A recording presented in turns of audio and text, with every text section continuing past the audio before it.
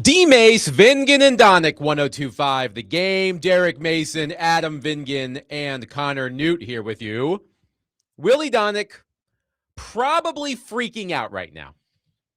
His son Mahoney is pitching in the decisive game of the D3 baseball championship right now. It's happening right now. Bottom of the second, Tennessean is losing 1-0. Earlier today, Tennessean lost 11-10 in extras. So for all the marbles, Mahoney Donick on the mound for the Big Red, down 1-0, bottom of the second. We're all pulling for you. I can only imagine what Willy's frame of mind is right now.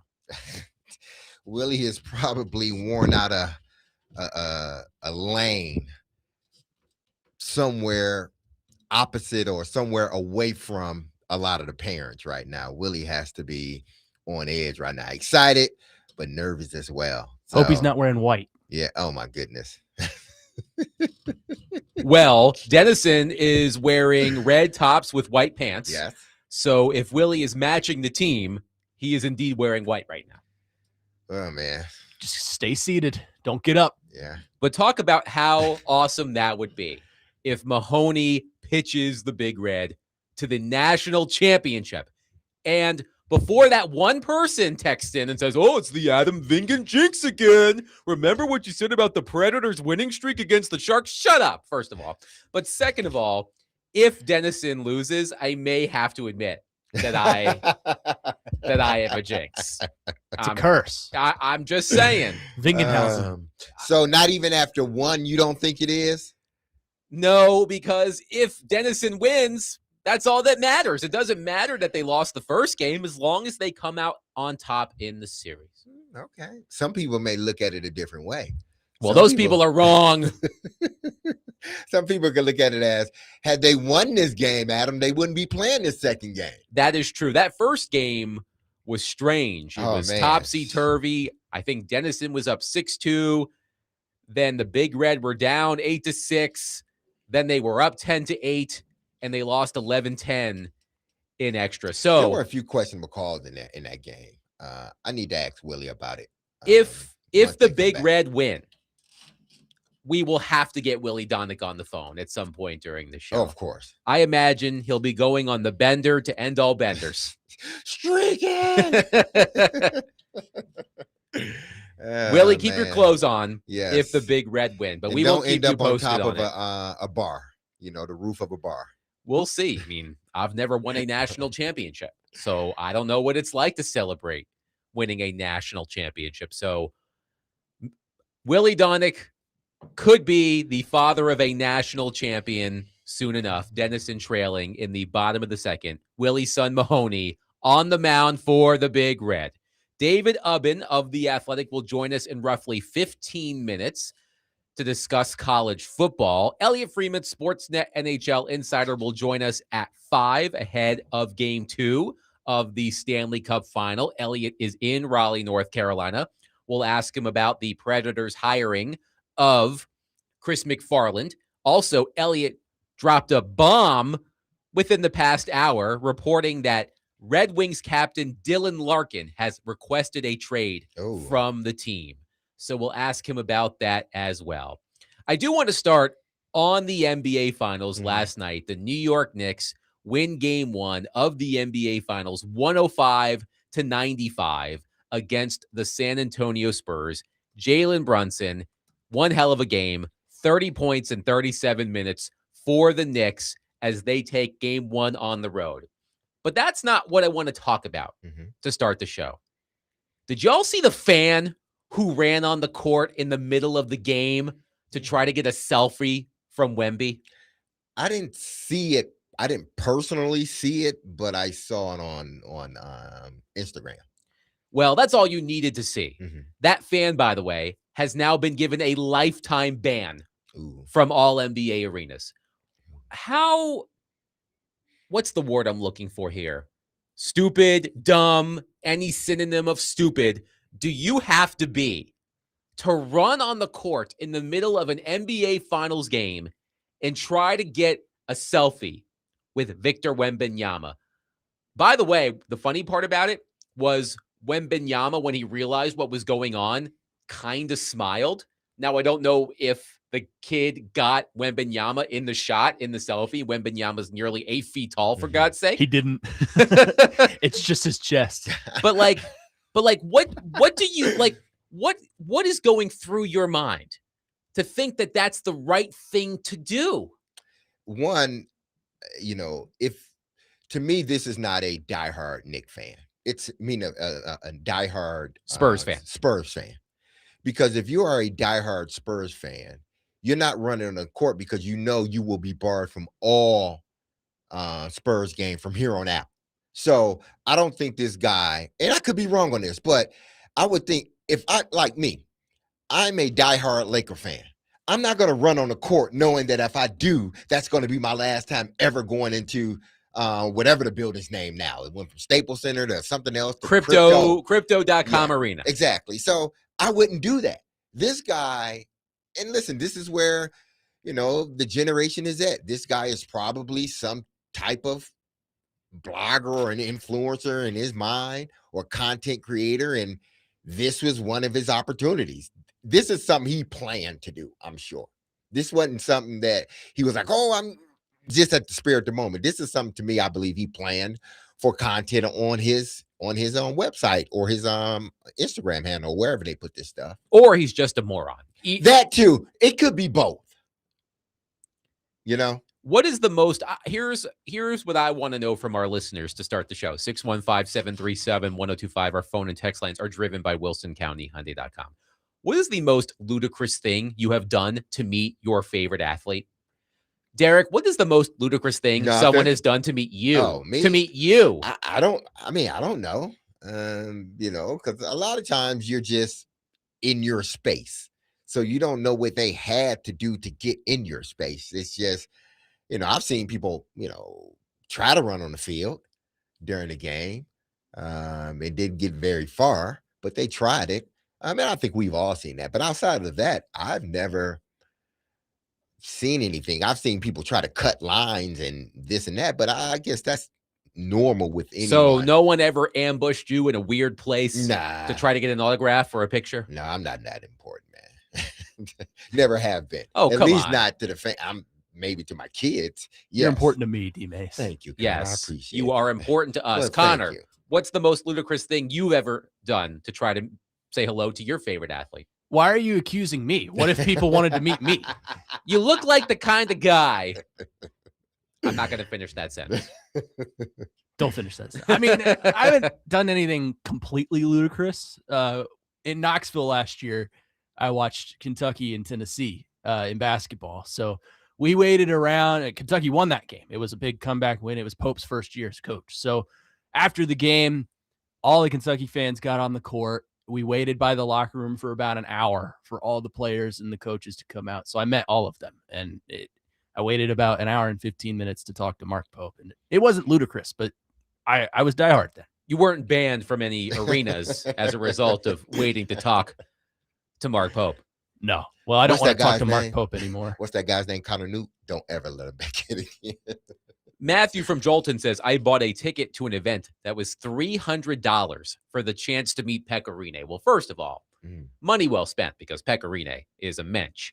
I don't think that's ludicrous. If you want to spend money to get an autograph, take a picture, meet your favorite athlete, I'm not talking about that. I'm talking about someone running onto the court in an NBA Finals game just to take a selfie with Victor Wembanyama. And I would assume if this young man lives in San Antonio, Victor Wembanyama seems like a nice guy. I'm sure outside the arena or in public somewhere, he would have been happy to take a selfie with you. But is it worth being banned from every NBA arena for the rest of your life? Not just the Spurs arena, every NBA arena. Can he go to NBA events? That's the kicker. If he can't go to any NBA events, the draft, nothing. Well, if the event is held in a non-NBA arena, that could be a loophole. Yeah, that could be a loophole. The statement from the NBA was, quote, the individual who entered the court area during game 1 of the finals was arrested and will be banned for life from all NBA arenas. A second individual will also receive a lifetime ban for his role in the incident. I told you this has something to do with content creating. 2 people. One probably was trying to distract or doing something else so his homeboy can get on. So Nate says, I drunkenly got a picture with Tony Botetto, former Predators defenseman, post-game the night of Pete Weber's 1,000th game called in Barrel House. The handler tried to tell me no, but I wasn't paying attention to the handler and just went up and got one. Well, knowing Tony Botetto as I do, I'm sure he was totally fine with that. Chris says, I was at Diddle Arena. I don't know what Diddle Arena is. I was at Diddle Arena watching WWE in the bathroom when someone yelled the Big Show was coming. I zipped up, ran out without washing my hands. I may or may not have high-fived him. I think that's WKU. Okay. oh my goodness. Dustin from Hopkinsville says, here's the thing about a band. Someone else can buy the ticket. You can get in. Now, if you do something dumb again and they catch you, I think it could be a felony, but live your life. These arenas have Cameras everywhere. cameras and facial recognition software. That guy's not getting into No, an he's arena. not. He can try. He's not getting into one. Even if he gets in, they're going to flag him right away. One texter says, thoughts on Dylan Larkin requesting a trade out of Detroit? Is this the number one center the Preds need? Should Chris MacFarland go the retool route instead of a rebuild? It's an interesting question. I'm sure we can discuss that at some point. Elliott Friedman did report within the past hour or so that Red Wings captain Dylan Larkin, U.S. Olympian Dylan Larkin, multi-time All-Star Dylan Larkin, has requested a trade from Detroit. So people are going to be making trades for their favorite teams to acquire Dylan Larkin. Quickly offhand. Yes. Just we were not going to discuss this, but now that it's brought up, what do you think the going rate? If you just had to think of right now, what would the Predators have to trade to get him? That's a good question. Wait, has Dylan Larkin never been an All-Star? Doesn't say it on his hockey reference page. That's interesting. Pretty sure he's been an All-Star before. It's American hero, Dylan Larkin. Yes. Yeah. What would it take to acquire Dylan Larkin? That's a good question. It would not come cheap. Yes. And Larkin is 29. He'll be 30 at the end of July.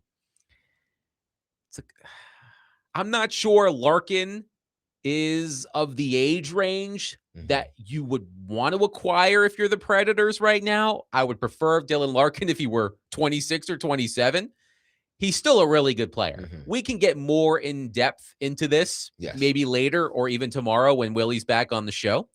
One texter says, T-Bone says, I chased Willie McGee at the old Busch Stadium to his car in the parking garage to get him to sign an old Nashville Sounds program. Did he sign it?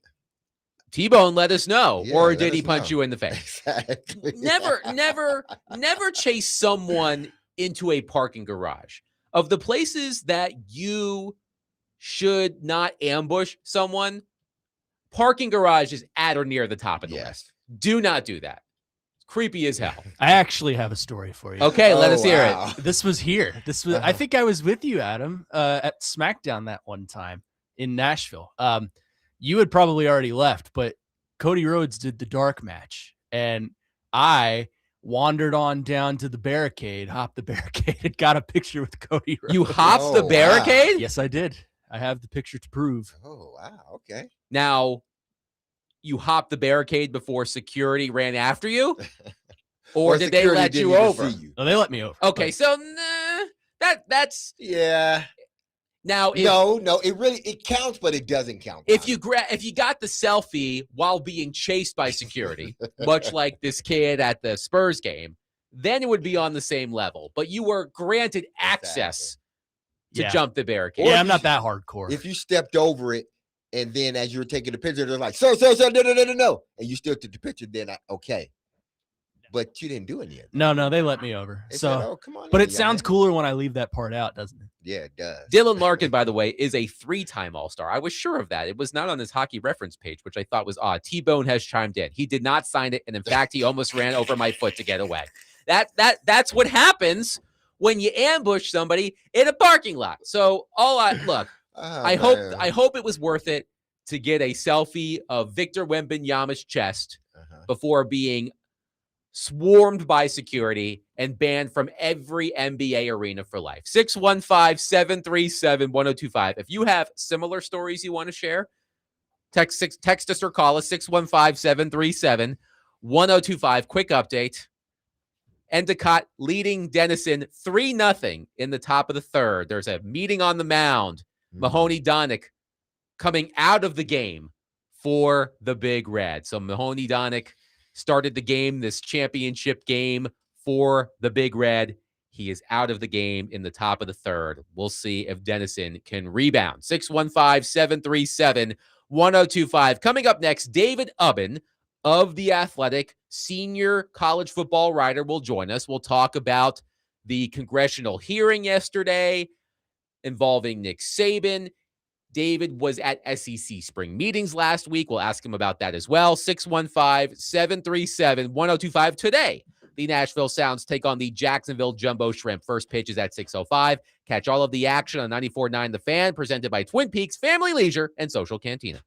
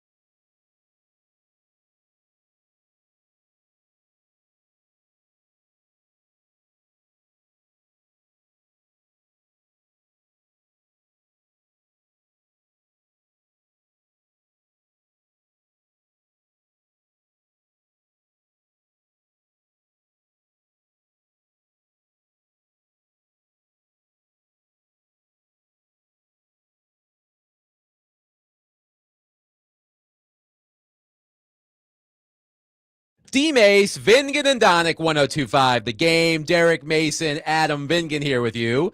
Let's go to our phone line, driven by WilsonCountyHyundai.com, and welcome in our friend David Ubben of The Athletic, as well as the Bunch Formation podcast. Hello, David. How are you? I'm doing good. Thanks for having me, guys. Of course. Thank you for joining us. So, David, Nick Saban played a role in the hiring of the Predators' new GM, but he couldn't be at the news conference yesterday because he was testifying in front of Congress in support of the Protect College Sports Act. What stood out to you about Saban's testimony yesterday? I think you could call it self-serving. I think, a lot of the things that they say are accurate, but if you sort of zoom out and revisit what they're not saying, when coach pay was exploding in the last 20 years, I didn't hear a lot of talk about limits and bankrupting athletic departments and all of these things. So, Bobby Bowden was the first $1 billion coach. What was it, like 2000, something like that? And we're sitting here 25 years later, and there's, a handful of guys making 10 million or more. So, it is what it is. I think when you look at, hey, you can point to the exponential growth of the cost of rosters, but I think that you're forgetting that you've added $20 million of rev share into that. Some of that is leveling off. So I think the idea that we're going to be having $100 million rosters in 2 years, I'm not sure I buy that, because it's a little bit like the idea of pooling media rights. And you say, well, we make $4 billion now, we're going to make $8 billion. It's like, well, where's that other $4 billion coming from? Because the TV networks aren't exactly rolling in cash either. At some point, the bubble pops. So, I think there's some convenient truths being told and some inconvenient truths being omitted when you talk about pushing this bill and what the economics of an athletic department look like in 2025. David, what do you make of Saban being one of the key messengers in all of this? I've seen a lot of accusations of Saban being a hypocrite. What do you think?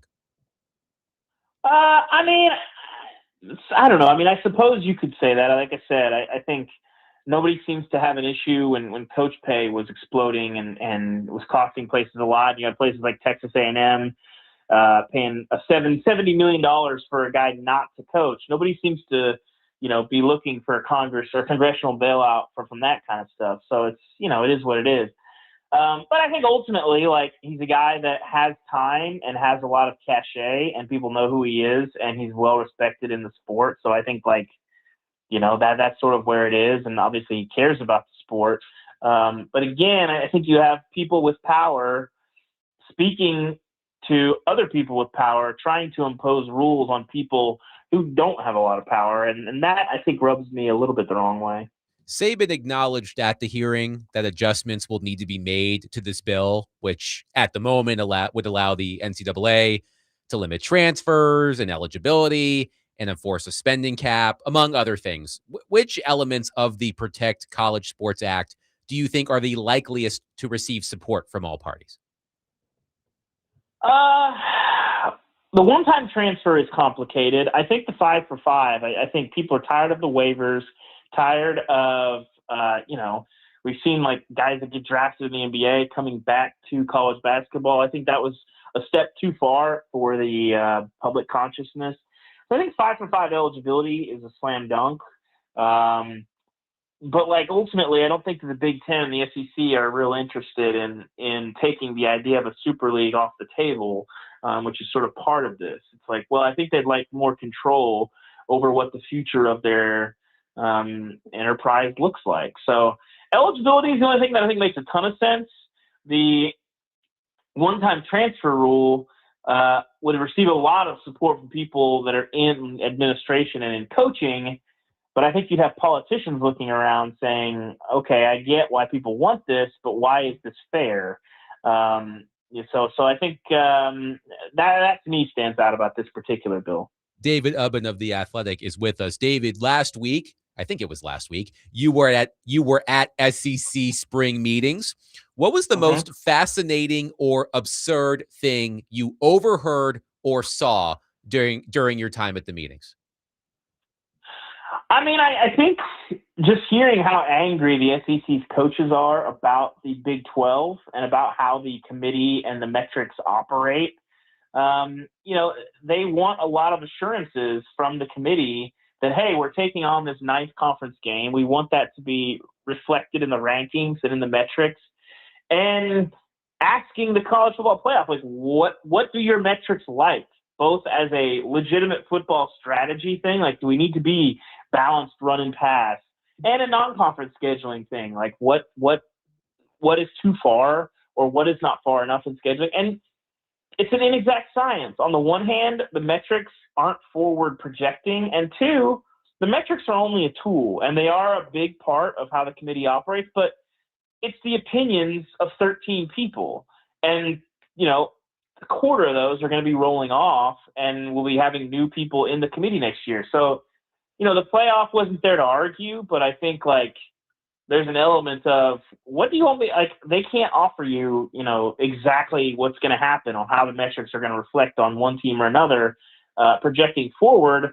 And that just sort of enraged the coaches and athletic directors in the room.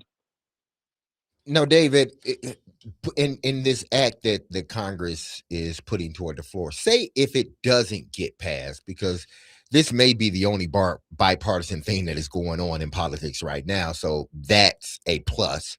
But let's say if it doesn't pass, how long would it be before the SEC and the Big Ten start to make plans on moving to that super conference? Because it seems like they're not in agreement, and a part of it, like you said, could be because it completely takes away their ability to sort of detach from everybody else. Well, so I mean, I'm just really skeptical that this bill is going to get very far at all. You only have really a few weeks here where you can make this happen, because you're going to go on summer recess. And then when you come back in the fall, you're going to have a lot of Congress focusing on re-election, like it's midterm season. That's just the reality of where we're at and how Congress works. So, you got kind of one shot to kind of rush this, and I don't think that it's that close to happening and getting the kind of support they need to pass. So as far as what that looks like in the future, I've talked to some commissioners of other leagues, and they kind of laugh when they hear about the Super League concept, because you talk about creating this thing, and they're like, the Big Ten and the SEC can't even agree with how to run a postseason. How are they going to make a league that makes a lot of sense? And so, yeah, it sounds good in theory, but you get in the nitty gritty of how to do it when you have leagues that see the world very differently. Like I said, for 2 years in a row now, have been engaged in a stalemate on the future of the college football playoff. Last year, the Big Ten was pushing for 16 with automatic qualifiers and got almost no support, and the SEC did not want that. Now, the Big Ten pushing for 24, the SEC probably prefers a little bit closer to 16 with no AQs, and they're not going anywhere. So it's messy, to say the least. But I think the sport is trending in that Super League direction, but getting there has about a million hurdles that they're going to have to figure out a way to get over. Now, Saban did mention that, if the model continues to go the way that it's going, that it's going to ultimately become professional sports, or mini NFL. I tend to believe that we are closer to it being there now than anything. So this is something that they should have tried to stop long ago, but they didn't. But how long do you think it's going to get to a point where athletes now will need to have representation, meaning a union? Because if you're trying to add all these other things in, you're trying to put a cap on how much each school can get, which is fair, and I think you need to do it. But even with that, there's going to have to be some type of increase in that cap, whether it be every year or every other year, a percentage or two, just like the NFL, in order to continue to go out and get these guys. So what I'm saying is that, do you think it ever becomes a moment where it's players with their union versus, the NCAA? So the players, as they're putting together these rules, if you don't get an antitrust exemption from Congress, which again, for the reasons we talked about, I'm not sure that that's coming, especially when you have midterm elections and likely gridlock in the House and Senate. We'll see what the presidential election, this stuff affects college sports in the future. So but they're going to have some sort of representation, barring a antitrust exemption. What that looks like, I think, is complicated. I've talked to, there's sort of 3 different groups that are sort of pushing to be something close to a players' union.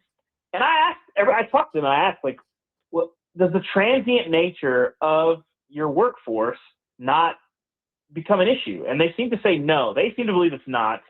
I think it serves them to believe that it's not. I don't see how that's not an issue, because in the NFL, you've got guys that are going to be stalwarts in the league for a decade. Mhm.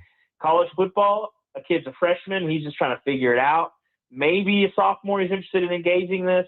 By your 3rd year, you're talking about 1 year. And if you're good enough, you're probably going to the pros. So, like, at best, you have people that would be in a leadership position for 2-something years. The idea that I have pitched that I think could work is having something close to, now the Student Athlete Advisory Council, is sort of a puppet organization, I think, in general, to say the things that they want them to say in these sort of congressional or hearings, that kind of stuff. But if you had a player-backed version of that, something along those lines, where it's a group of 10 people like that or something like that, that can represent the players and their interests in these groups.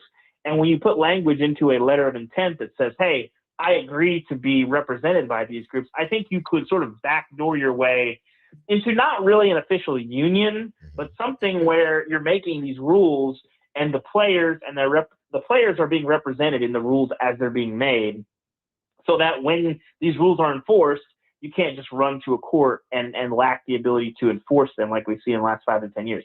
I think you're still a long way from getting close to that. I think there's still going to be some efforts to make something close to a players union, but just it's a math problem. Okay. I mentioned the transient nature, but in the NFL, you got 32 teams of 53 guys on an active roster and then a bunch of practice squad guys.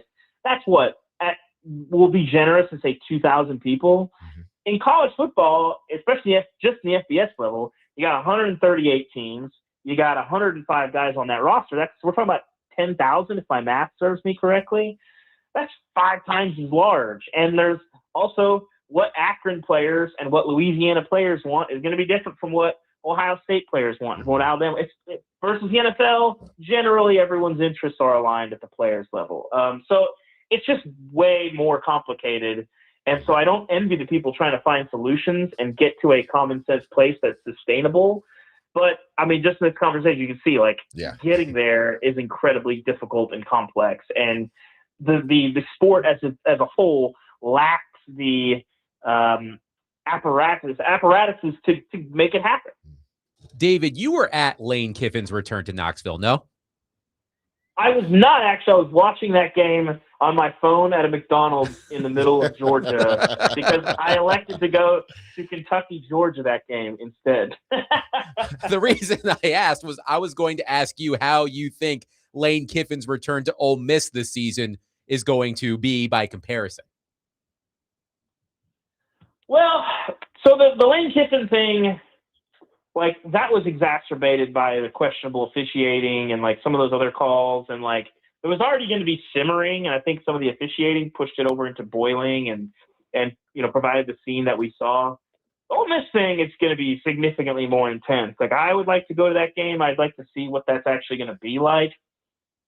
But, man, like, I don't think you've had a fan base hate a coach quite like this in some times. The closest recent comparison would probably be Lincoln Riley with Oklahoma, but they're not really going to see each other. They haven't run into each other. They kind of barely recruit against each other, but they're certainly not going to play every year, much less going back to where you're playing in the next year, 9 months after you left them. So I think that, combined with the way that it ended, the ugliness and sort of Lane looking out for Lane more than Ole Miss, it's going to be something. It's going to be something. David Ubben of The Athletic and the Bunch Formation podcast has been our guest on DMase, Vingan, and Donick. David, before we let you go, any message for your friend Joe Rexroad? He'll be listening. He still has to come around on recognizing that banana pudding is garbage. So other than that, it's tough. We'll make sure it gets back to him. David, thank you so much. We'll catch up soon. Thank you. Appreciate y'all. Do you feel the same way about banana pudding? I just don't. I grew up eating banana pudding. Yeah. But as an adult, I just don't like the texture. So I've moved away from banana pudding. My wife loves banana pudding. Mhm. So, I mean, it was good at one point, but I guess you grow out of things. Connor, any thoughts on banana pudding? I adore. He Oh, adores okay. banana pudding. Oh wow, that is All a right, statement Rex Road. right The there. gauntlet has been thrown down by David Ubben, your colleague at The Athletic. Banana pudding is garbage, he says. I'm not sure I agree. 615-737-1025. We'll take your thoughts on what David Ubben had to say, and we'll continue the conversation about college football and Nick Saban's testimony yesterday coming up next. 615-737-1025. We are broadcasting from the Busy Bee Plumbing, Heating, and Air Conditioning Game Nashville studios, home of the $99 yearly Beehive membership, where the buzz is always about great service.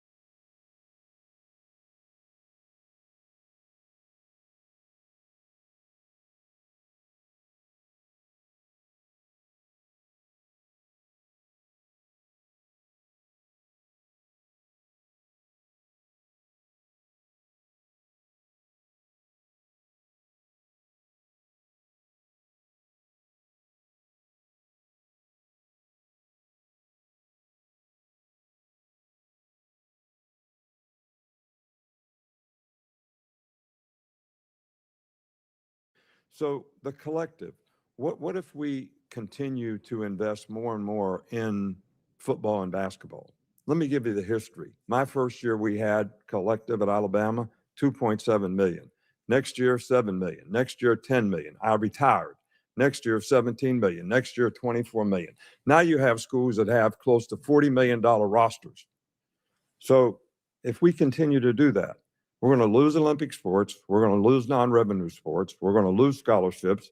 And basically what's going to happen is you're going to have football and basketball succeed, and we'll have club sports for everything else with no scholarships. That's horrible. I mean, we can't let that happen. That was Nick Saban yesterday testifying in front of Congress. That's why he was unable to attend Chris MacFarland's news conference. Apparently, Nick Saban played a key role in the Predators GM search, but he was busy yesterday handling some important business. Derek Mason, Adam Vingan here with you. And Derek, here's where I want to start.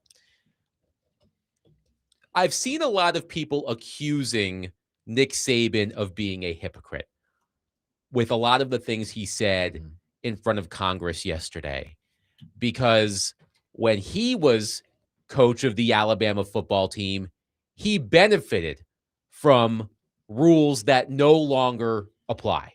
And now he's sitting in front of Congress hoping to put college football back to where it was when he was ruling it with an iron fist. I'm wondering what you think of Saban as one of the key messengers in this pursuit of passing this bill. Honestly, he's really the only messenger, that, or the most effective messenger, because it seems like he and what the Big Ten and the SEC are thinking is total opposite of one another at this point. The Big Ten or the SEC are in agreement with the bill, maybe some parts of it, but not as a whole. And Nick is pushing for the bill. Listen, I think we are hypocrites with certain things, whether you call it hypocritical or whether you call it, well, I've taken a step back and now I've looked at this thing from not being a coach and now my views change. But some people still consider that being a hypocrite, but he seems like he's fighting on the side of, hey, we need some rules. Somehow, some way, there needs to be some rules set, because if they're not, then whatever the rules that are set by the Big Ten and the SEC and any other conference, it's always going to be, there's always a possibility that those rules will be circumvented if they go to the courts. So why don't we just get something in place? And again, you're right. He wasn't saying this when he was getting paid all that money. He didn't say, hey, let's cap the coach's salary. No, he didn't say that. He was pushing ultimately for paying young men and women. He was pushing for that, but he definitely wasn't saying, hey, let's stop paying these coaches so much money. And he definitely wasn't saying, as his salary cap was going up, because that's what it is. As his salary cap was going up, hey, pump the brakes. Let's not put so much into the coffer. Let's give it to everybody else. Let's spread the. He wasn't saying it then, but his views may have changed now that he's on the other side, so to speak. Blake Topmeyer of USA Today had some fun nitpicking some of Saban's comments in front of Congress. One of the comments Saban made that made the rounds yesterday was, quote, if you had the biggest, baddest Ferrari that you could ever have, and it was going 150 miles an hour toward the Grand Canyon, somebody needs to tap the brakes. Topmeyer responded, quote, who's responsible for driving the Ferrari 150 miles per hour into the Grand Canyon? The guy behind the wheel. If a moron drives a Ferrari 150 miles per hour toward a giant hole in the earth, maybe the moron driving the Ferrari needs to tap the brakes instead of pleading for the federal government to stop him while accelerating off the cliff. Well, yeah, that too. But I understand what he's saying from this standpoint. There are rules in place now. There have always been rules in place. But let's just say more recently, the last 4 or 5 years since NIL has been injected into, the veins of college sports, there's been rules there, But every time someone hits the rules, they say, well, that rule don't really sound as good now that I'm in this situation. So what I'm going to do is, I know you said no, but I'm going to circumvent that and go to the Supreme Court or go to some other court and try to get this, whatever I'm trying to do, passed. So he's right on one hand, and I understand what, the article was about, or the post was about, but he's right. There needs to be something, that everybody abides by, because if it's something that I impose and there's still an ability for somebody to go over my head, that's like saying, as a show, we're going to impose something like no eating in here no more, even though that's not going to happen. I still got my cookies. No eating while you're on air or while the job is going. And we say, okay, but then what if Willy or Connor or you or myself decides, you know what, I need to eat today, so I'm going to go to Chase, because Chase is ultimately the guy that's going to make that. I'm going to go to Chase and I'm going to ask Chase. Well, Chase, we should ask Chase to make something for everybody, so we know we can't do that. But if we just make it ourselves, we can go over one of our heads and say, well, I want to do this. Let me go to Chase and let me go to Bud. Let's go to Billy on our phone line, driven by Wilson County, Hyundai.com. Billy, thank you for calling. Please go ahead. Hey, man. Yeah, just I had some things I wanted to say, but listening to you guys further talk about this, I now have I've got so many questions and things I want to say, but let me back up. I was surprised. I watched that whole testimony of Nick Saban in front of Ted Cruz and that committee that he chairs. And I get the impression you guys did not watch it because you immediately pivoted. And I am no Alabama fan. I respect Nick Saban. We all do, because when it comes to college, he appears to be the GOAT of our generation. And he knows the system. I'll give him that. He made his money. But what he went in there with the opportunity to, and I would have made this the priority over attending a Predators interview as well. He had the chance and the credibility as being the most winning college football coach of his generation, if ever, to come in and plead his case in front of Congress. And a lot of things that he brought up, I was surprised, Adam, that you started it off with, is he a hypocrite? Because we know in a lot of debates and arguments, when you start going after someone's personality and getting personal, you've lost the debate. To be fair, Billy, I personally wasn't calling Saban a hypocrite. I was saying I've seen a lot of criticism of Nick Saban being called a hypocrite. Fair enough. Now let me just finish up here, because I've taken a lot of time, I feel. At the end of the day, yes, he has made his millions. The guy that Jim Knowles brought into UT appears he's making his millions and not showing up. And, we all look at this from the sidelines. We see what's going on every day. And when we finally have a chance to be heard, that there needs to be federal legislation that will give oomph to the lack of enforcement that the NCAA appears to have. When Trinidad can litigate where he wants to go, that's a problem. And if there are federal guidelines that are in place to say, you know what, we're going to make college degrees important again, which was part of his testimony. He also said, we have players that are 28, 27, 28 years old that are manipulating the system and playing in college football. That was another point he raised. He raised, I'm fine with players getting paid NIL, but we've got to cap this. We can't have $40 million rosters being the pay-to-play standard by which we're now destroying the other sport clubs that are on campus. I thought he gave a great testimony, and yeah, we can nitpick and say he got his and got out. But you can nitpick that about any leader anywhere. And I was just thankful that finally Congress was saying, okay, let's hear this industry out. Let's hear their pain points, and let's see if there's something that we really need to do. And I appreciated it. And I thank you guys for discussing it.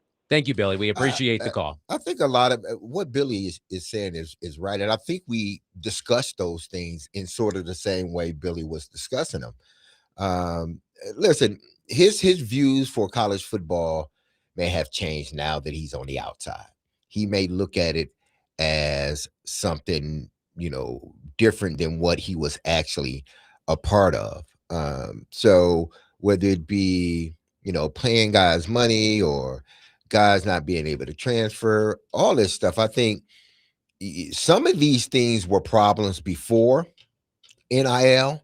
Um, and because no one wanted to deal with it, it was like, okay, since we don't want to deal with it, you can do whatever you want and just open the floodgates. And then when the floodgates get open, it's like, okay, now we got another set of problems that we could have really not had we dealt with what we needed to deal with on the front end. And Congress does need to, they have a part in the role in this, I think.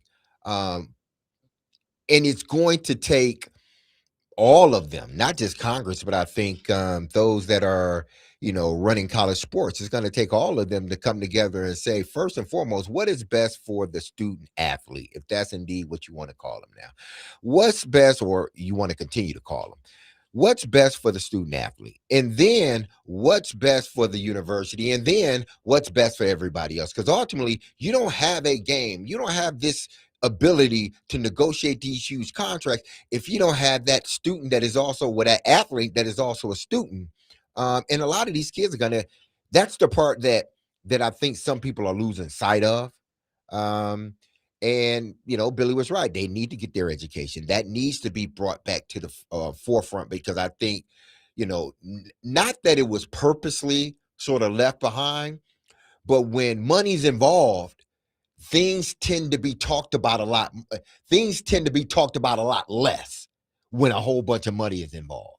615-737-1025. We'll take your thoughts on the world of college football. 615-737-1025. But coming up next, we have embarked on a new era in Nashville Predators hockey. Chris MacFarland introduced yesterday as the new president of hockey operations and GM of the local professional hockey team. So now it's time to look back at the tenure of Barry Trotz. We will do that next. 615-737-1025. We are broadcasting from the Busy Bee Plumbing, Heating, and Air Conditioning Game Nashville studios, home of the $99 yearly Beehive membership, where the buzz is always about great service.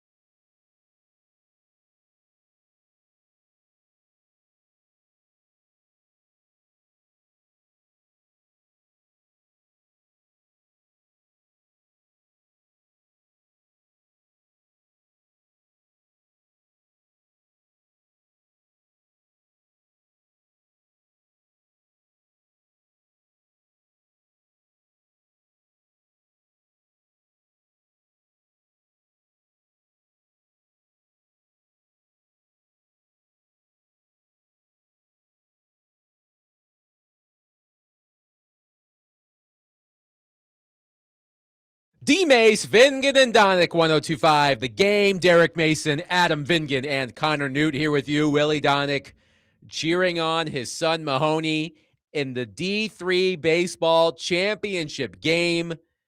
Tennessean is losing 3-1 in the top of the 6th inning. Willy's son Mahoney started the game for the Big Red, but was chased after 2 2/3 innings, allowing 3 runs. We hope that Tennessean can come back and win this game and be D3 baseball national champions. Let's go. And if they do win, we will try to get Willy Donick on the line at some point during the show. Elliott Friedman, Sportsnet NHL Insider, will join us at the top of the hour. We'll get into the hiring of Chris MacFarland. Plus, Elliott reported earlier this afternoon that Dylan Larkin, Red Wings captain, has requested a trade from Detroit. A lot of you are wondering about that. We'll ask Elliott about it, the man himself who broke the trade request at 5 o'clock. But let's stay on the Nashville Predators, because yesterday, of course, was a big day for the organization. They introduced Chris MacFarland as their new president of hockey operations and GM.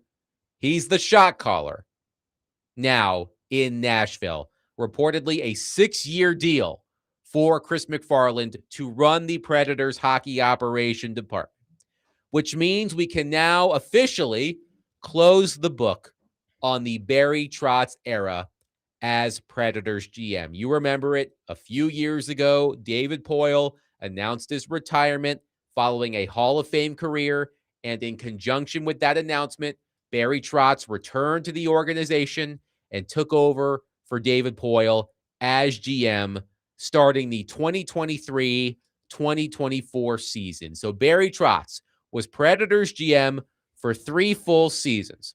In those 3 full seasons as GM, the Predators had a record of 115 wins, 108 losses, and 23 overtime losses. That is a points percentage of .514, which ranked 27th in the NHL over that span. It's not as simple as putting that all on Barry Trotz, but under Barry Trotz's watch, the Predators were one of the worst teams in the NHL. The Predators made 1 playoff appearance in Barry Trotz's 3 seasons. They lost in the first round in, I think it was 6 games, to the Vancouver Canucks in 2024. So here's our question to start the 4 o'clock hour, 615-737-1025. How should Barry Trotz's tenure as Predators GM be remembered? And I think the key question is this, Derek Mason. Did Barry Trotz leave the Predators better than he found them? I think that's the key question in answering the original question, the initial question. How should Barry Trotz's tenure be remembered? Did he leave the Predators better than he found them? Oh man, I guess it depends on how you look at it. Obviously, when he took the job, this team, because they never really, it's not like he took the job, like before he took the job, the year he took it, that they were coming off this explosive season. It was great. Or that they were just so bad that it was just, they were the worst team in the league. He took the program and they were teetering then.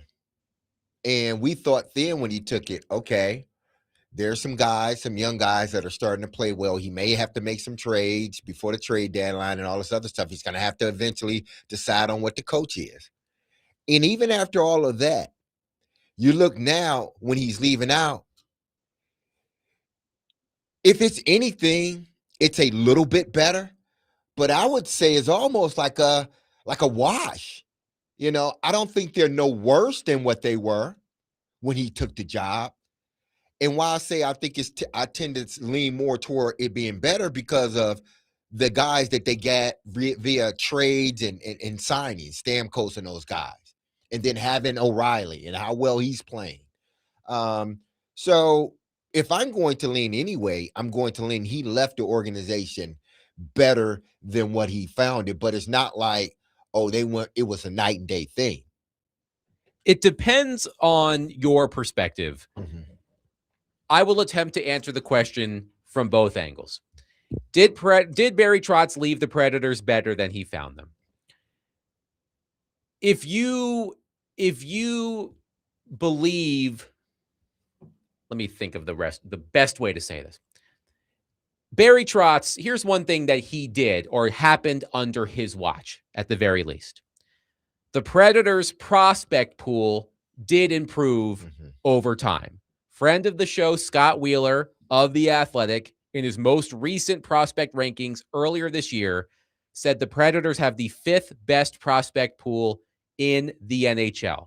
The Predators have 33 draft picks over the next 3 years, including 16 draft picks in the first 3 rounds. Yes, he did sign Steven Stamkos and Jonathan Marchessault and Brady Shea, and we'll get to that. But one thing Barry Trotz did not do during his tenure is he did not waste draft picks trading for players. We can argue about some of his trades. I'm sure we will. But he did not deplete the Predators of future assets in terms of draft picks and prospects. So if you think the Predators are better positioned for the future now because of that 5th ranked prospect pool and the 33 draft picks the Predators have over the next 3 years, including 16 in the first 3 rounds, then you may say Barry did leave the Predators better than he found them because they are equipped, whether Chris MacFarland wants to draft players or use those picks to acquire other players. They have that abundance of draft picks. There are a couple of things I think will look poorly for Trotz in the eyes of a lot of Predators fans. The first, I'm not ranking them. I'm just listing them. So if I say what I say first, don't take this as me saying this was the worst thing.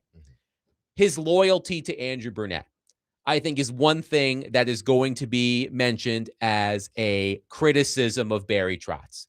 I joke about it all the time on the show, Derek. If Barry Trotz was not Andrew Brunette's boss, Andrew Brunette would have been fired like 5 times by now. Andrew Brunette should thank his lucky stars that Barry Trotz was his boss for 3 years. So I think there are going to be Predators fans who criticize Trotz for his loyalty to Brunette. I think there are going to be Predators fans who criticize Trotz for his spending spree on July 1st, 2024, when he signed Steven Stamkos, first and foremost, as well as Jonathan Marchessault and Brady Shea in free agency. The Predators handed out $108.5 million in total contracts to those 3 players. I would say Stamkos, because of his bounce back season, his contract, I think it's fine. Jonathan Marchessault, clearly not a fit here. Brady Shea, I think he has majorly disappointed through his first couple of seasons with the Predators. And this is something as well, Derek, that I've been thinking about. This is something I've always thought, but I want to present it to the class. Were the Predators fooled by the 18-game point streak and the surprise playoff appearance in 2024? Were they fooled by that into thinking they were closer to competing than they actually were? Because I do think that is a question that should be asked about Barry Trotz's tenure. I legitimately wonder if the Predators would not have gone on that 6 or 7 week hot streak and made the playoffs ahead of schedule. I am convinced that Barry Trotz would not have made all of those signings on July 1st, 2024. I do think Trotz and the organization was a bit fooled by that point streak. It was an awesome point streak. Don't get me wrong. They played like their hair was on fire for nearly 2 months. But I do think the Predators making the playoffs that season convinced Trotz that they were closer to competing than they actually were. And he went out and signed all of those marquee free agents. And it led to the serving two masters that he Hmm. talked about at the trade deadline this season. How he's got one hand in the future and one hand in the present. And in the present. And that's why I think, as Chris MacFarland admitted yesterday at his news conference, there is the danger that the Predators are in the mushy middle. And I do think some of Trotz's decisions ultimately put them there or kept them there maybe longer than they should be. Okay. So that was that the first year or the second year after they went and got Stamkos and all So this? his first season, Mhm. they went on the 18-game point streak Mhm. after the U2 trip that never was. Yeah. Remember? Mhm. They made the playoffs that spring, Mhm. lost to Vancouver in spring 2024, Mhm. and then 3 months later, signed Stamkos and Marchessault and Shea. Okay. I'm not sure. I guess if you are a Predator fan and you were, because we were all in the midst of this while it was going on, and I think there were a lot of fans saying this is good and that this could be the start of something. Obviously, the playoffs, it didn't go the way that we thought it would go. Was UC hurt in that playoff game series? No, Saros played the entire okay. Vancouver series. He Okay. was injured before the series in 2022 Mhm. against the Avalanche. Yes, He that's did what it not was. play in Okay. that series. The Predators were swept. That was before Trotz. Okay, That was so- still David Poile. So you're looking at this team and you're just thinking like, okay, we made it to the playoffs. We finally hit our group. Because what has Barry said since he's been here, and I think you heard Chris MacFarland reiterate it somewhat yesterday. The players will dictate what we do. We're not going to do anything if the players show on the ice that this is leaning more toward us getting better than not. So I don't think they were fooled. I think they held true to their principles of, listen, if this team doesn't, go on or doesn't get on the roll, because back then too, it was the coach too. You're trying to figure out whether you're going to keep the coach or not. So when the players go out and they play well, or the coach is going out and they're coaching well, I don't think you believe you're being fooled by what you're seeing. Because you see it every day. But we do see teams reel off hot streaks. Yes. Teams that are not as good as the hot streak would indicate. Yes. Now, I remember digging into that 18-game point streak, and it was for real. The Predators absolutely earned that 18-game point streak. They were playing both on the surface and under the hood as the best team in the league for a 6 or 7 week stretch. But I do think that playoff appearance compelled Trotz to do something that he otherwise wouldn't have done. Because I remember having this argument that summer. You do not sign those three players, especially Steven Stamkos, if you are not trying to compete and win a championship. Because I don't think you convince Steven Stamkos to come to Nashville if you say, you know what, Steven, we're going to try to make the playoffs and maybe we'll sneak into the wild card and we'll see what happens. No, you convince Steven Stamkos to show up to Nashville because you convinced them that you have a legitimate chance to win another Stanley Cup. Okay, I understand that. But then look at the year before that. The year before they made the playoffs. They were 2 points away from being that last wild card. I don't know how the season sort of played out toward the end of that year, but you're talking about the season with the point streak. Yes. No, I'm talking about the season previous to that. They just missed the playoffs by 2 or 3 points. I think Winnipeg got the last playoff spot. They missed the playoffs by 3 points in David Poile's final season. Exactly. So then the next year, you expect let's just say we were closer to making the playoff than not. So you go into the season thinking and being optimistic about where we're headed as a team.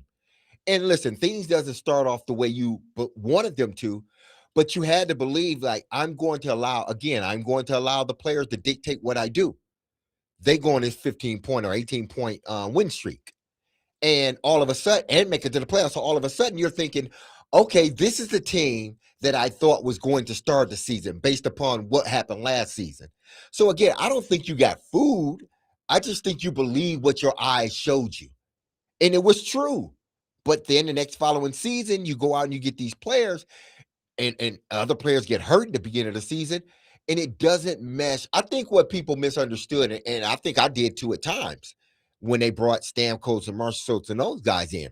I really, even though I played the sport at a professional level, meaning the NFL, for some reason I didn't put much credence or enough, let's say that, to how are these guys, and we talked about it, but how are these guys going to mesh? Like, really, how are all these guys going to work together?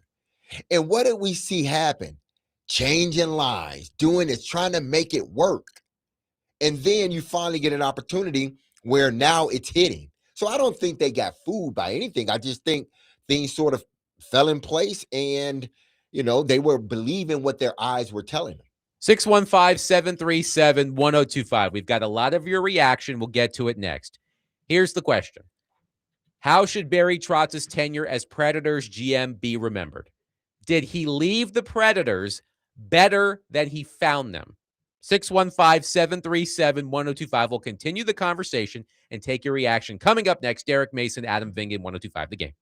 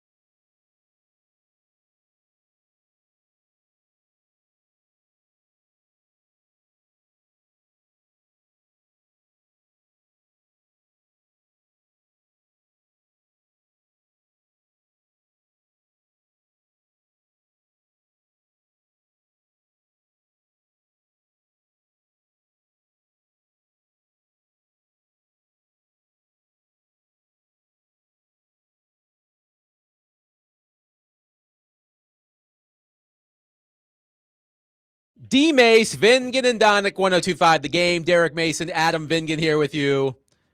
Remembering the Barry Trotz era as Predators GM, now that it has come to a close with Chris MacFarland in the fold for the Nashville Predators. So my question to all of you, well, it's really two questions. One, how should Barry Trotz's tenure as Predators GM be remembered?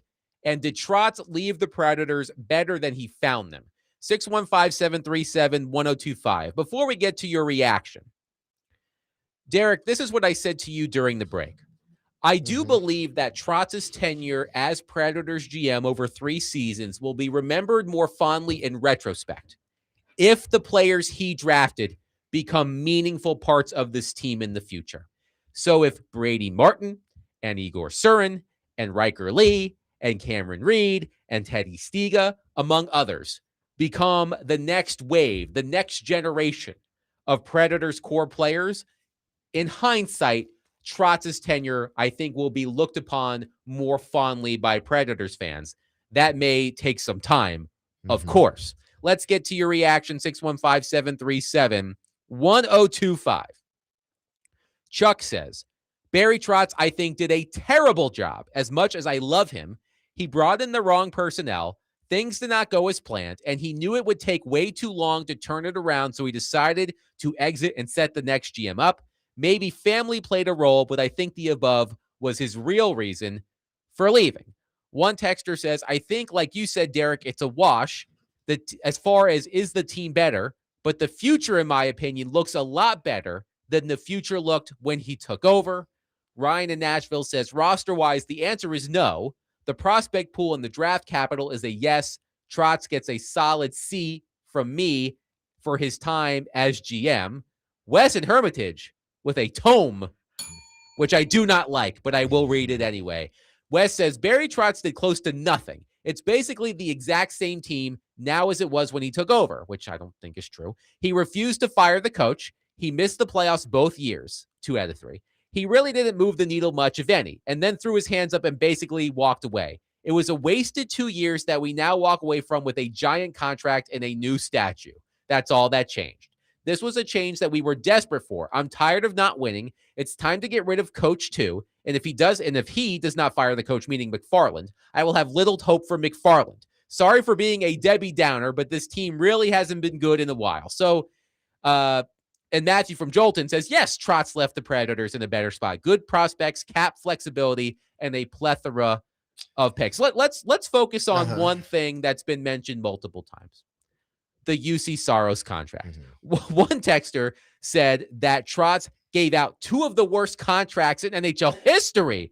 And I said, what are the 2 contracts? And he said, Marchessault and Shea. Saros and Stamkos, really not bad, I don't think. I would not peg either of those 2 contracts as the worst contracts in NHL history.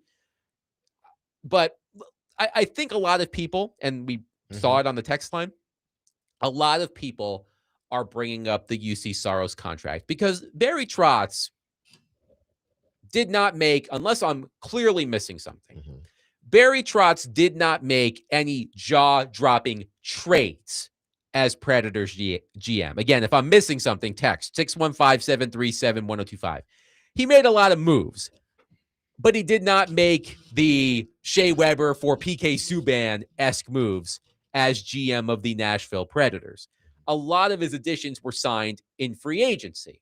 I would argue, for example, the Ryan O'Reilly contract has been outstanding for the Nashville Predators. Ryan O'Reilly has exceeded the value of the contract that Barry Trotz gave him in free agency.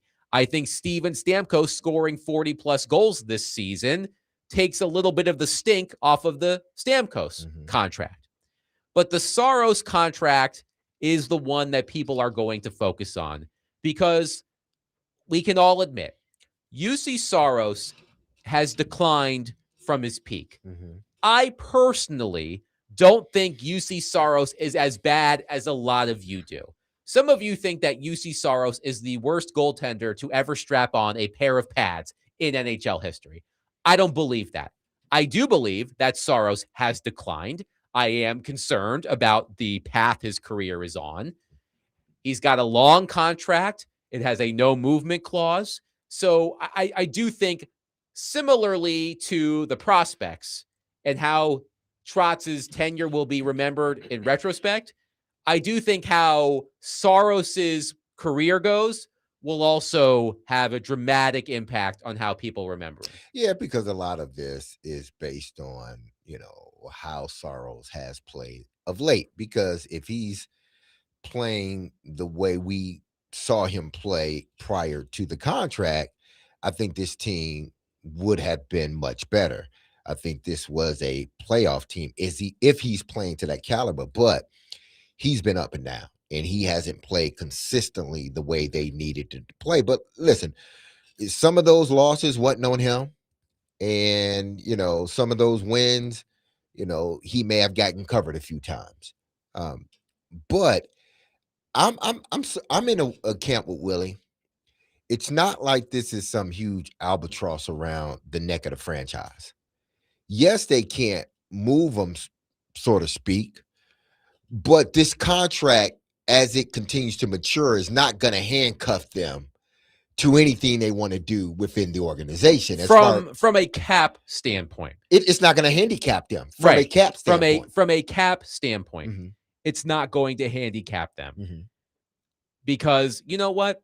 If Eustace Sonanen continues to play the way that he played at the end of the season and how he did at the World Championships, Mm-hmm. and he slowly but surely takes over for Saros, then you have an expensive backup. Exactly. But as the cap is rising, the cap hit that UC Saros carries is not going to hamstring the Predators from improving the team elsewhere. And that's why I said, if this was a contract where he was the top goalie being paid or in the top two, and it was $9-10 million per season, then okay, there's a problem with that. But as his contract matures, it will not look as big of a contract as it did when he first signed it.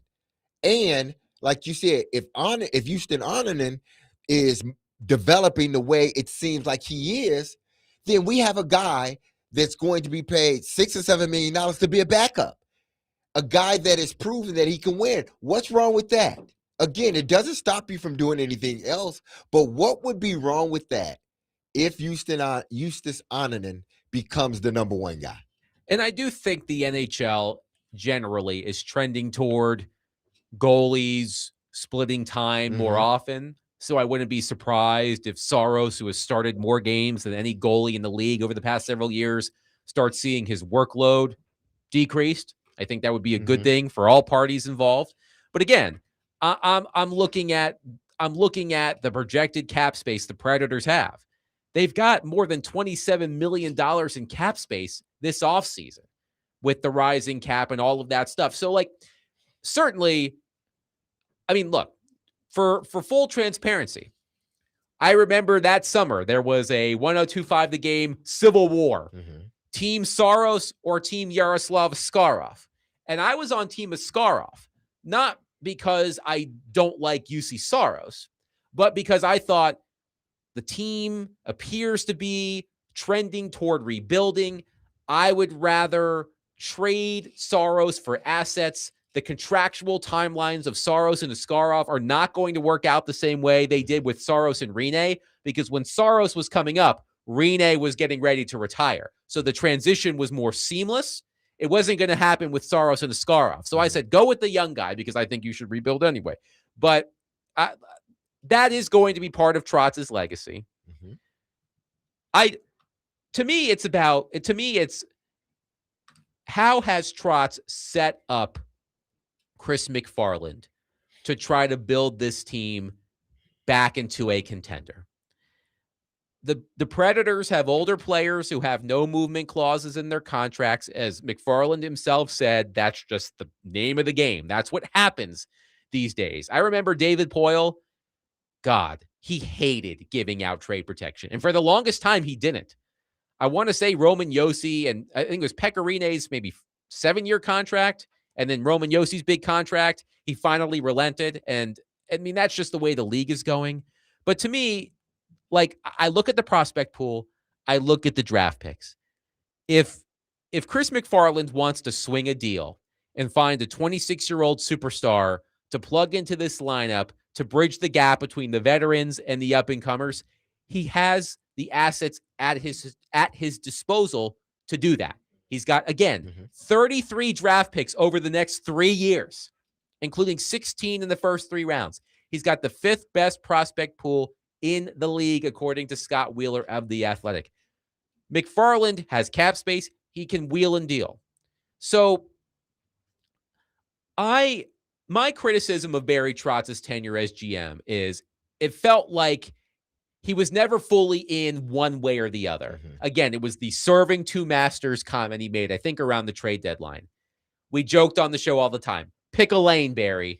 I feel like he was straddling the fence a little too much. Yes, he sold at the deadline. He traded McCarron and Smith and Blankenberg and Bunting.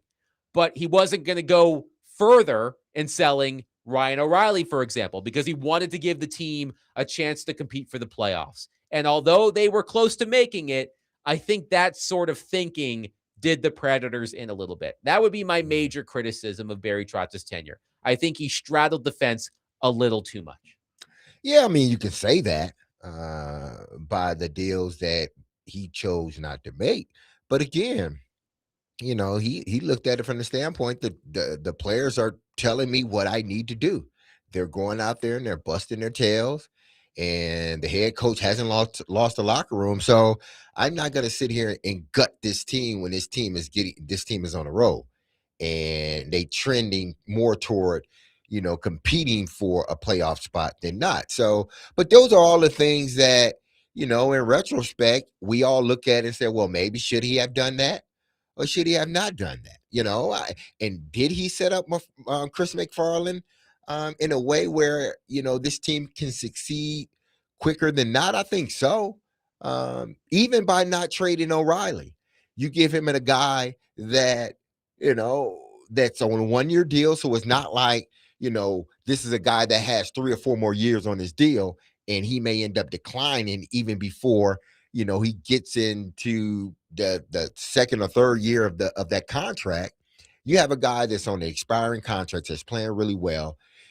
See how this thing goes. You setting him up with players like that, or players like Stamkos, or you know, the minor league guys in the development. So I think this was he set up the way Poyle set up Barry Trotz? I guess I would tend to say yeah, in a sense, because the cupboard is not completely bare, and Poyle didn't give it to Barry bare. One texter says, one move that made no sense to me in Trotz's tenure was buying out Matt Duchene. Duchene will be retired before we are done paying him, to whereas if we just kept him, the contract would be up by now. The Predators will have to pay Matt Duchene for 3 more seasons, but the cap hit has gone down significantly to around $1.55 million. By the way, Kyle Turris still paid for 2 more years. Ugh. But that had nothing to do with Barry Trotz. To me, the Duchene thing, Yes, I completely understood the buyout of Matt Duchene. I got the sense that Barry Trotz didn't think Matt Duchene would be a great leader for a young team. That's why he went out and signed Ryan O'Reilly that summer in free agency, along with Gus Nyquist and Luke Shen. So to me, it's I do think he has left MacFarland in a good spot with the future assets, whether MacFarland wants to draft players or use those picks and prospects to trade for established players, such as Dylan Larkin, ? But I do think that Trotz's tenure, I think he was straddling the fence too much. I think sometimes he was more reactive than proactive, and how the team did for a certain period of time was going to dictate his plan versus having, like, it doesn't matter if they win 5 in a row. This is what I'm planning on doing versus, well, they won 5 in a row. I might have to change my mind. I feel like I got that sense from Barry Trotz sometimes. So that would be how I would remember the Barry Trotz era. But as I said, in retrospect, if those draft picks he made, starting with Brady Martin, turn out to be home runs for the Predators, I do think a lot of Predators fans will remember Barry Trotz's tenure fondly. 615-737-1037. 1025. We'll continue to take your thoughts on this. But coming up next, I've got to get something off my chest about Predators fans as it relates to something at yesterday's news conference that may or may not involve me. We'll get to that next. Derek Mason, Adam Vingan, 1025, the game.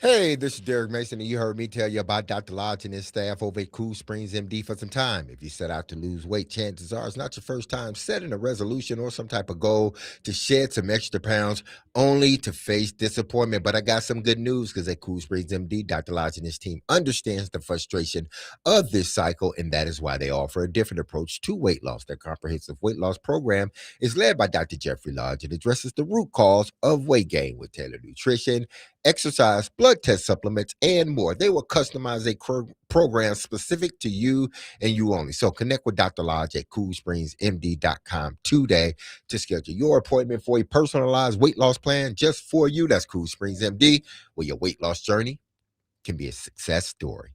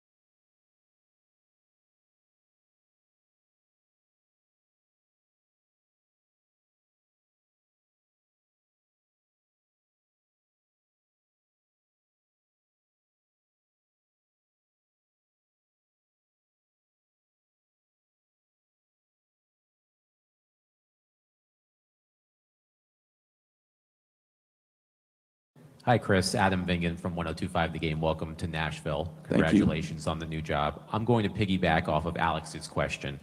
When you look at the current roster, plus the prospects in the pipeline, how close do you believe this team is how close do you think this team is to truly competing for the Stanley Cup again? And how will that dictate your approach in the near term? Again, it's a fair question. I think, I just got here, right? So I feel like I have a good handle on the team and the prospect pool, which is very attractive, right? But it is super attractive, but prospects have to be developed, right? And they all come at different times.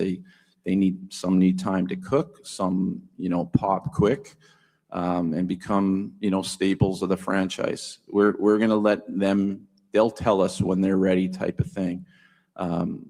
I'm going to need time to poke around under the hood here and to truly get a feel for that, and some of it might not come until the fall and rookie camp and training camp and the start of the season.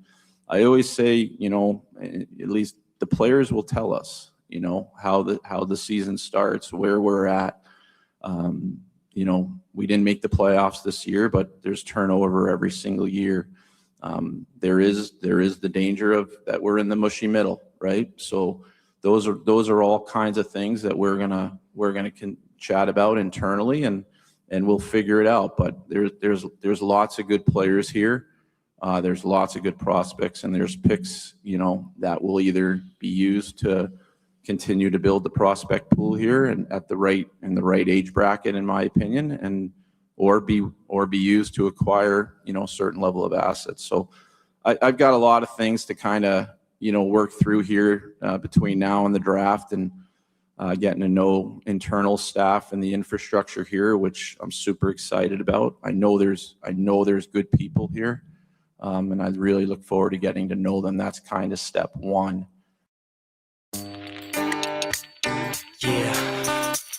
That was Chris MacFarland yesterday.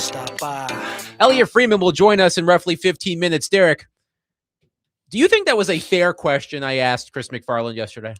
Yeah, I thought it was. Okay. So I've got a gripe. Mm-hmm. As one show I used to listen to would say, I've got a primary complaint. Shout out to Chad Withrow and Paul Gaharski. So after the news conference yesterday, after the show, I scoured social media because I wanted to know what Predators fans thought of Chris MacFarland's news conference. I looked at X and I looked at some other things. And look, I'm going to be honest with you guys. I am not above a little name searching. It happens, okay? I'm not above it. I'm just being honest. And then I stumbled across a thread on Reddit, which is always a problem. I stumbled across a thread on Reddit where people were discussing the news conference and their takeaways. So here's part of the exchange that I saw from Mega Memory Zook. Mega Memory. Mega Memory Zook says, I am way more comfortable with Haslam after this process and interview than I was when he initially came on board. I know nothing of MacFarland besides he was with Colorado when they got good. I like his talk of getting the whole organization on the same page. Adam Vingen's question was wild for a guy on his first day. Someone responded, that's what I thought. Vingen came out of the gate hard. Ha, ha, ha, ha, WTF. But hold on. I'm sorry, Derek. No, go ahead. Hold on. I'm sorry. Was my question out of bounds? I know that Chris MacFarland needs to know a lot of people in the organization who he doesn't know. And I heard what he said. He's got to look under the hood and all of that stuff. Totally get it. Isn't that the kind of question that most of you want to know from Chris MacFarland? Basically, I was asking, how long is it going to take you to compete again? And how is that going to dictate your approach in the near term? I think that's a perfectly reasonable question to ask the new head honcho on his first day, because that's what a lot of you want to know. A lot of you don't want the Predators to be bad. A lot of you want to know how long it's going to take for them to be good again. A lot of you don't want them to rebuild. A lot of you do want them to rebuild. So I was trying to get Chris MacFarland to answer all of those questions at once. So how is that wild that I asked him that on his first day. I mean, I guess people perceive things differently because, listen, you have a job to do.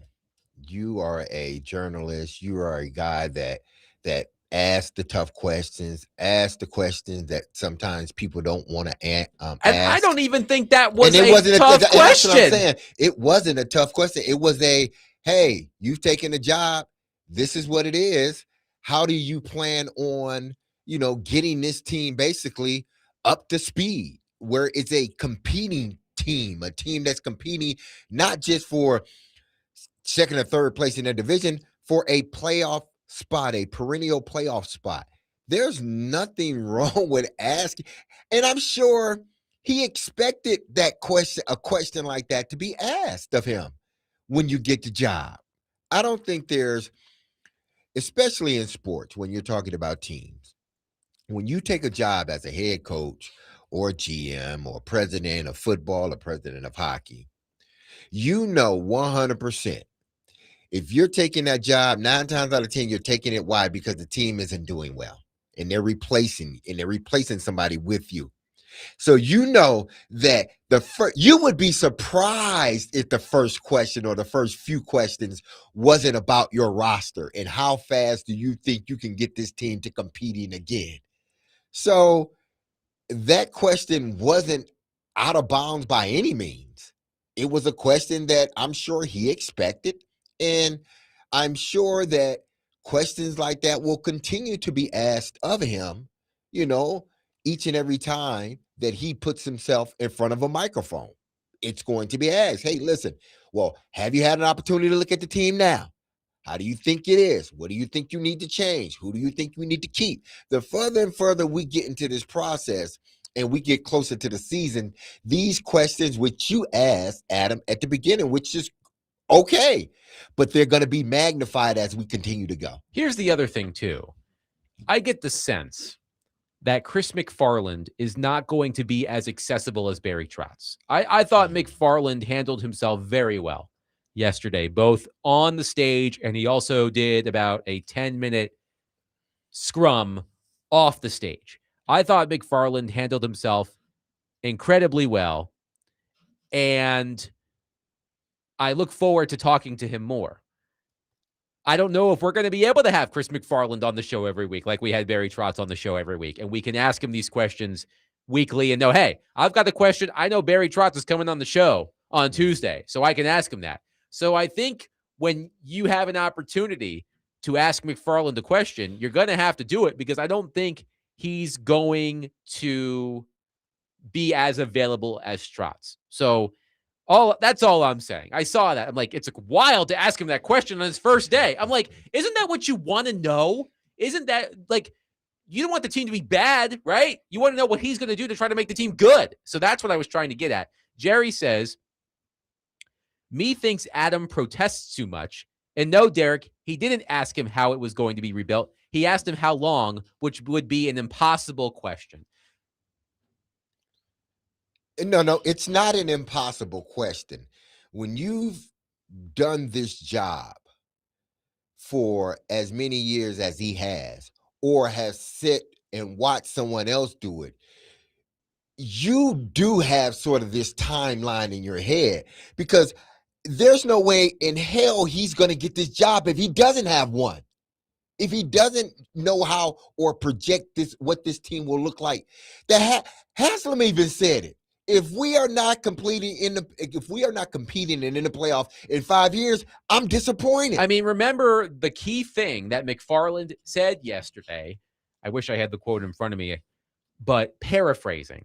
MacFarland said that the question he asked Bill Haslam that cemented MacFarland's interest in this position.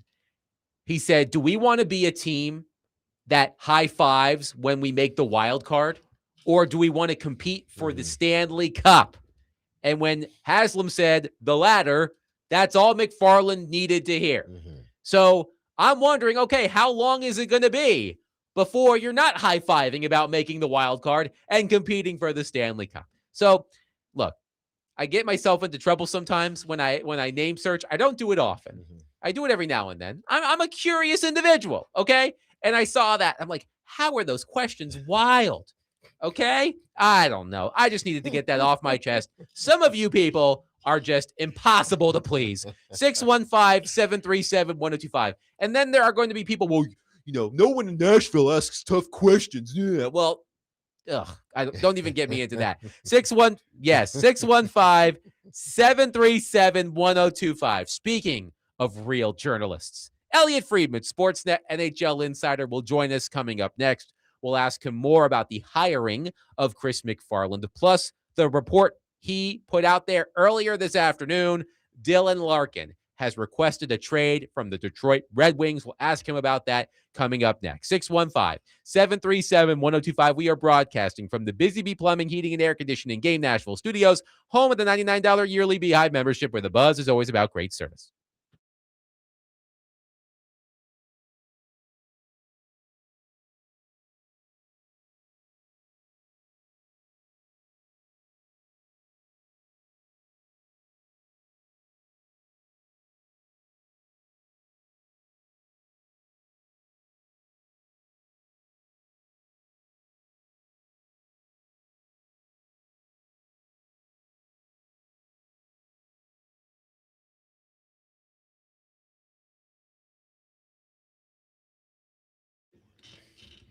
If you've lived in Middle Tennessee for any time, then you've seen how wild our weather can be, from winter storms, tornadoes, to flooding.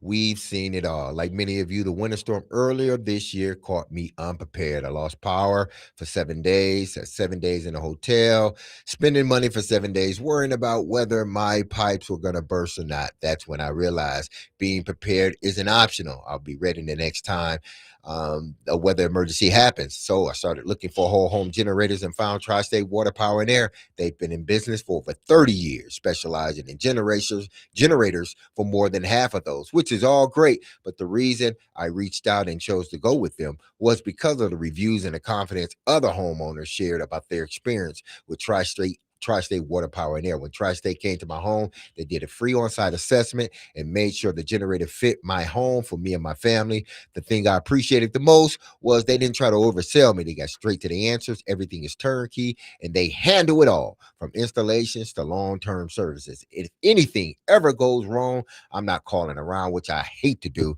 I'm making one call to Tri-State Water, Power, and Air, because they've got me covered, and that's the kind of relationship I want, and I know that's the kind of relationship you want. So look, the weather isn't slowing down any. Be ready. Call Tri-State Water, Power, and Air today to protect your home and your family. Find them at tristatewhywait.com. That's tristatewhywait.com.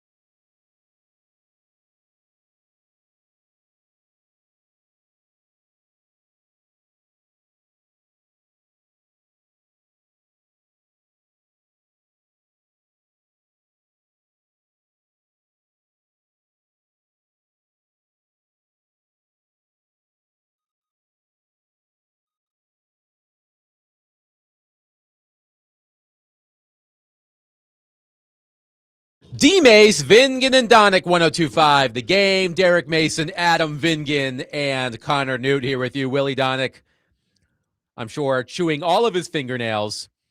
His son's team is tied in the top of the 9th in the D3 baseball championship game. We hope Tennessean pulls it out. In the meantime, let's go to our phone line, driven by WilsonCountyHunted.com, and welcome in our friend, NHL insider extraordinaire for Sportsnet, Elliott Friedman, who is presented by Old National Bank and Green Ventures Landscaping. Elliott, how are you? I'm good. How are you guys doing? I just finished doing a tailgating piece here in Carolina, where I was outside with Kevin Bieksa, and I borrowed Kyle Bukowskis's overalls. I attended, not Willie, Elliott, I attended the 2002 Stanley Cup final between the Hurricanes and Red Wings, and the tailgating in Raleigh is second to none. It's a fabulous experience.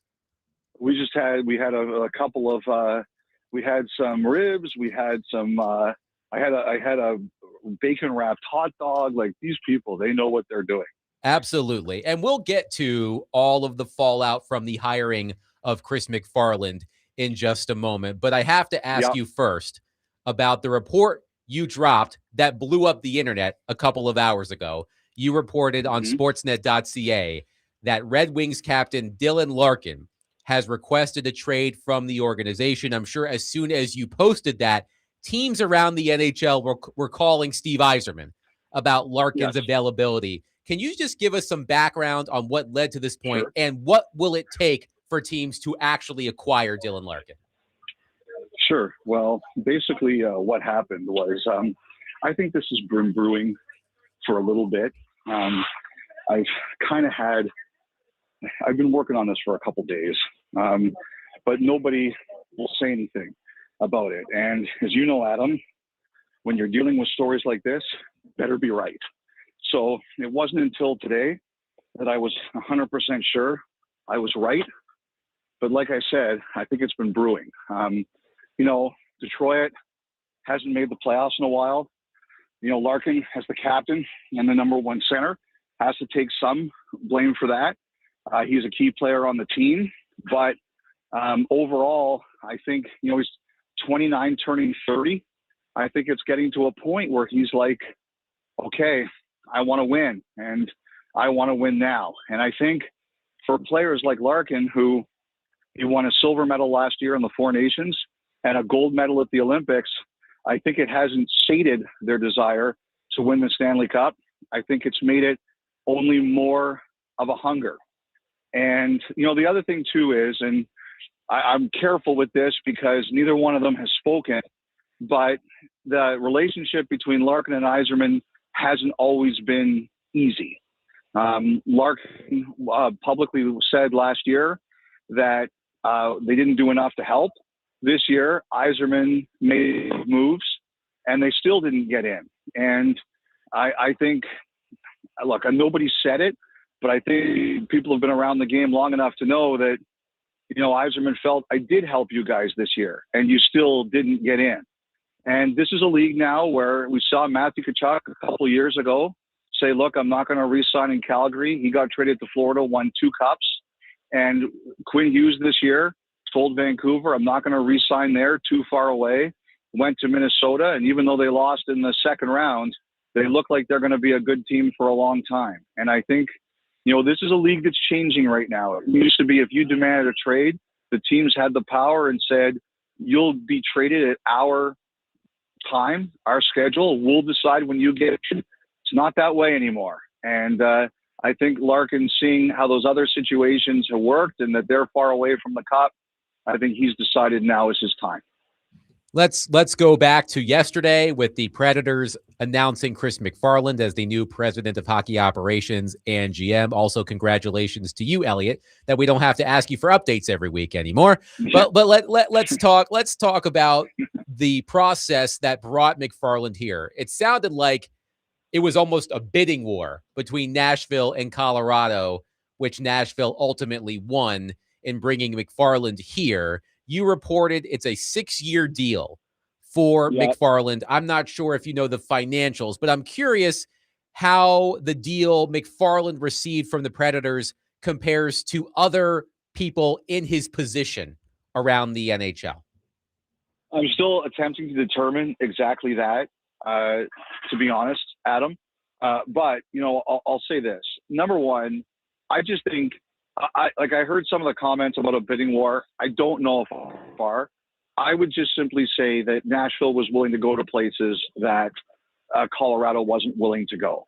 And, basically what I heard was when he met Bill Haslam for dinner, and I believe it was Monday night. I'm sorry, all the days are blending together right now. It was the night before it was hired, which I believe was Monday. Yes. I think Bill Haslam basically said, what's it going to take? And I think this got to a point where, now I think there were some guys that Nashville interviewed. I don't know how many, and I haven't spoken to any of them, but I did hear that there were some people who called on Tuesday and told, we've made our decision. And as I said on the pod, I think that the Predators decided they were not ending this search without taking a big run at either MacFarland or Tulsky or both. And they'd already been rejected to speak to Tulsky. For all I know, they could have tried again after the season. I don't know. But I think they wanted the opportunity to speak to one, if not both of them. And I just think that that's what they were waiting for. And Chris MacFarland in Colorado had Joe Sakic above him, franchise legend, ultimate decision maker in hockey there. And MacFarland is the GM, even though he had a lot to say. Like, I don't think the Avalanche disrespected MacFarland in any way, shape, or form. They believed in him. They promoted him to keep him away from Anaheim. But his pay in that position and his overall influence in that position was going to be limited by having Sakic there, and he wasn't going to be unseating him. Nashville now doesn't have that kind of a setup. He's the guy at the top, which means that he got a significant raise, a sizable raise, and he's also got the big title.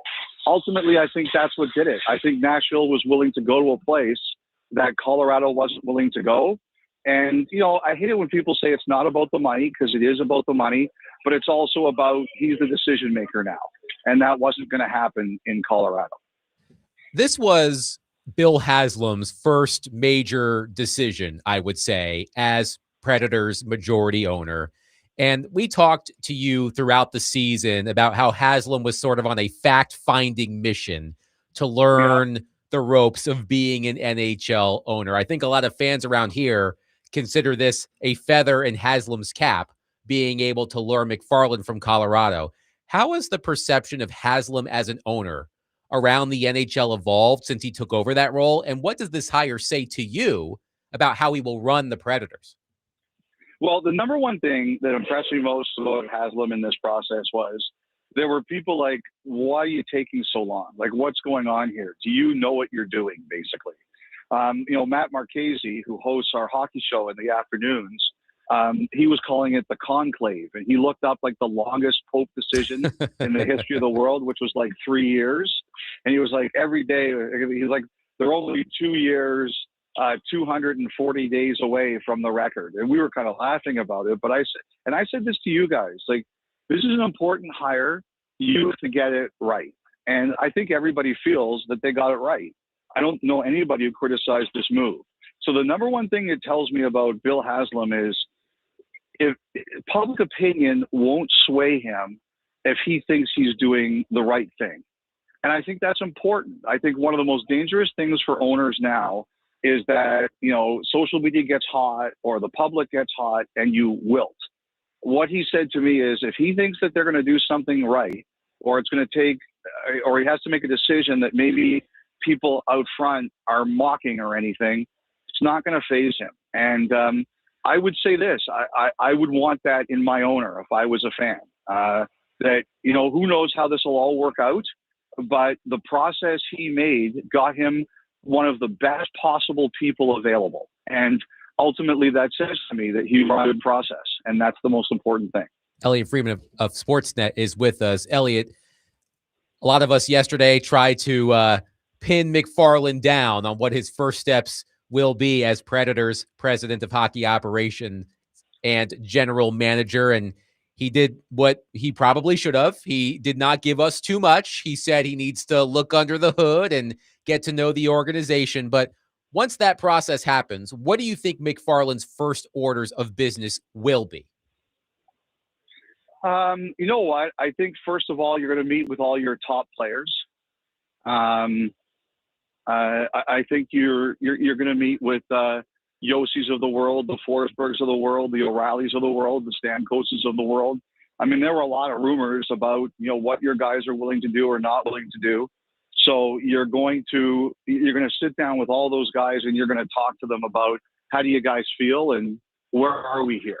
And I think right now they're probably nowhere with a lot of those guys. It's a new regime. They want to hear what MacFarland has to say, what his plans are, how did he sell ownership on his vision, and then you're probably going to have some decision making there. With Brunette, I have to say this: when they got Bednar and Patrick Waugh quit, I remember calling Chris MacFarland about what he was going to do, and someone said to me, "You have to ask him about Jared Bednar because he had coached with him with Columbus and Bednar in the American Hockey League, and he said that's going to be his guy." And I remember asking him about that, and he goes, "That's a good name." And that's when I knew that the Bednar had a good shot at that Colorado job. So I often look and say, okay, who's someone connected with? And they never moved on from Bednar. He always stayed there. And I know he's a big Bednar fan, and Bednar is going to coach Colorado next year. He's staying. So the reason I went a long-winded story, Adam, is that if people are saying, well, he likes this one guy and Brunette could be in trouble, there's nobody like that for him. There's nobody I look at and say, this is a coach he's going to want to bring in as soon as possible, especially since Bednar's staying. So I don't want to be pinned down to this because I just don't know. But if you told me that MacFarland says, I'm going to keep Andrew Brunette and let him start next year and see how it goes, I don't think that's impossible. I don't think anybody should look at it and say, he's coming in. Did we lose Elliott? I think we lost Elliott. He put himself on mute. One of the two.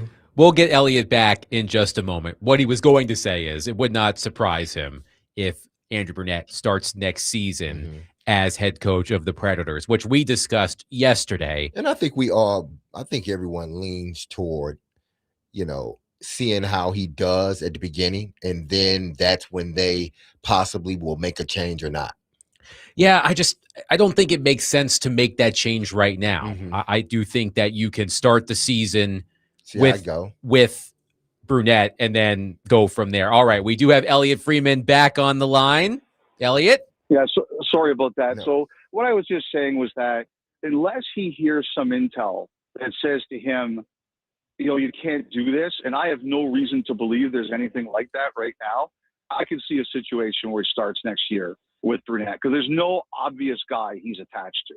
Nobody. We're talking with Elliott Friedman, 32 Thoughts podcast. And we had that discussion yesterday, Elliott, about, whether he was going to tackle the head coaching situation first or not. And we all came to a consensus is that's like one of the least of his problems at this particular moment. It's diving into the roster and seeing how it looks. But based upon that, what he was able to do with Colorado and how they operated that team, do you think he's leaning more toward, going with the guys that are on this roster now or making some big moves either before the season or during the season? Well, I think a lot of that, Derek, is going to depend on what the players say simply because a lot of them have clauses, right? So you have to get a handle on how your players feel. I thought it was interesting he brought up the mushy middle comment yesterday. I would like to ask him more about that when I get a chance to talk to him about it. I'll say this. One thing, I have a decent relationship with Chris. I really do like talking to him. Colorado is one of the most secretive organizations in the NHL. It's sometimes it's like getting the nuclear codes to talk to some of those guys in there when he's there. But the thing about him is that he recognizes talent, right? Colorado knows what it's like when you have great players and you don't have great players. And he is smart enough that you don't win anything without having great players. And so, like, I think that ultimately, like, like, this is not a guy who's going to be like, oh, we're in the marshy middle, we have to trade Roman Josi and we have to restart. Like, that's not the way he's going to go in and think. He's going to be like, we have good players here and we have to build around them. I think one of the things, too, Derek, that Colorado did pretty well was, you know, they were always around the cap because of money that some of these guys' contracts have. They were very good at finding good players to fill roles. Some, like, bigger names, but also some smaller names. Like, they took a guy named Parker Kelly this year, and they turned him from a journeyman to a 20-goal scorer. Now, it's a good team, but they found a way to make him better than he's ever been. They took a guy named Sam Malinsky, who was like a 24-year-old college free agent, and they've turned him into a pretty good NHL defenseman. Like, Colorado's team had a good eye for that, and that'll be key for him. You know, whether it's him or the systems or setups he used, they've got to create that in Nashville. Just find players as well as they did there. And I've told you guys, people see Nashville as a destination. You will have the opportunity to attract people. Now, talking about the NHL finals, we said before the finals, because there were a bunch of chatter, you know, coming from our way, no one wants to watch this game because it's the Hurricanes in Vegas and this and that. And our whole thing was, just watch it. It's going to be exciting. Just watch it. Turns out this game was very exciting. Went Great down game. to the last minutes. But the Carolina Hurricanes started off like no other. They scored 2 quick goals. After that, Vegas dominated the game. A lot of that was because of Hurricanes' undisciplined and sloppy play. Do you think they can overcome that? I think that the challenge here, Derek, is going to be like when they lost game 1, 6-2 to Montreal, they won the next 4. Mm-hmm. The first game, a lot of their mistakes were self-inflicted. I think the first game here, Vegas made, they exposed Carolina at times. Like, it was because of Vegas's great ability as opposed to Carolina's mistakes. I still think Carolina can win this series. I think Vegas is by far the best team that they've played. Like, Derek, when you played, was there a team that you played on where you felt like, okay, we're down 14-0 after the first quarter, it doesn't matter, we're still going to come back and beat these guys? Mm-hmm. Like, you must have played on teams like that, Mm-hmm. right? Yep. That's what Vegas is like. Like, they are so good at, like, they're down 2-0 and they don't care. It's like, we've seen this before. We were down 3-0 to Colorado. We came back and beat them. No matter what happens, they think they're going to win. And that's a really difficult thing to beat. I just think the biggest difference is it's not only mistakes Carolina's made, Vegas is better than any team that Carolina's played so far to get them to create mistakes out of the way Carolina plays. Elliott, one more for you. Did you have a vote for the Jack Adams Award? No, I'm. It's kind of weird. I'm not a member of the Broadcasters Association. The Broadcasters Association is only for, like, play-by-play people and analysts. Okay. So I do not. I was talking about this today. Apparently, there were like 40 people who didn't vote. I'll say this: like, I'm no longer a member of the Professional Writers Association. I do have a vote still for most of the awards. When Frank Saravelli was there, he was very big into, if you don't vote, you never get to vote again. Right. And I think that should be the case. I think if you're given the opportunity to vote, then you should vote. And if you don't, you shouldn't be allowed to vote again. I think I don't like people who don't hand in ballots. My question for you, Elliott, is John Cooper wins the Jack Adams Award, probably long deserved, his first Coach of the Year award. It was an incredibly tight vote between Cooper and Buffalo's Lindy Ruff. I've seen a lot of belly aching on social media. That's what happens on social media. There's a lot of belly aching about Lindy Ruff not winning the Jack Adams. Personally, I think Cooper was the right choice. What did you make of Cooper winning the award over Ruff in such a tight margin? Well, I did get a DM from a Sabres fan who listens to our podcast who said this is all my fault. Oh, okay. Because all year long, you've been saying that Cooper and Bednar never win this award because they have the best teams, and it's for a coach who does the most surprising job, and guys who are consistently great should win it. And the Sabres fan said to me, and they were kind of funny about it, but it was like half joking. They're like, you cost Lindy Ruff the award this year because you kept on saying this on your podcast. I wrote back to the guy, said, if I had that kind of influence, I wouldn't be using it on NHL Coach of the Year awards. But you know what? Like, I don't get too worked up over this. Ruff would have been a great choice, but I do think we tend to overlook coaches who do the most over a long, consistent period of time. Elliott Friedman, Sportsnet NHL Insider, has been our guest on DMase Vin Gnadonic. He joins us every Thursday, and he is presented by Old National Bank and Green Ventures Landscaping. Elliott, as always, a pleasure. Get some more barbecue if you can. Enjoy Game 2. All right, guys. Have yourselves a great night. You as well. 615-737-1025. A score update for you in the D3 Baseball Championship game. Endicott and Denison tied at 3 in the bottom of the 10th. Woo-hoo. Denison is up to bat. Runner on first. No outs. A hit. It drops. First and second with no outs for Denison. Let's go. Runners in scoring position for the Big Red as they attempt to win a national championship. Like, You need this more than anybody. well, no, else. Willie needs this because it's his son. I'm saying outside of Willie. Oh, outside of Willie yes, and we the know Donick that. family. Exactly. It needs to be me, so I'm not a Yes, jinx. I'll bring you a exactly. personal bottle of champagne tomorrow. Thank you. Man, oh man, these games. Like Willie is probably, I mean, he's probably on life support right now. Like, Yes. but we'll see what happens. 615-737-1025. We'll react to what Elliott had to say.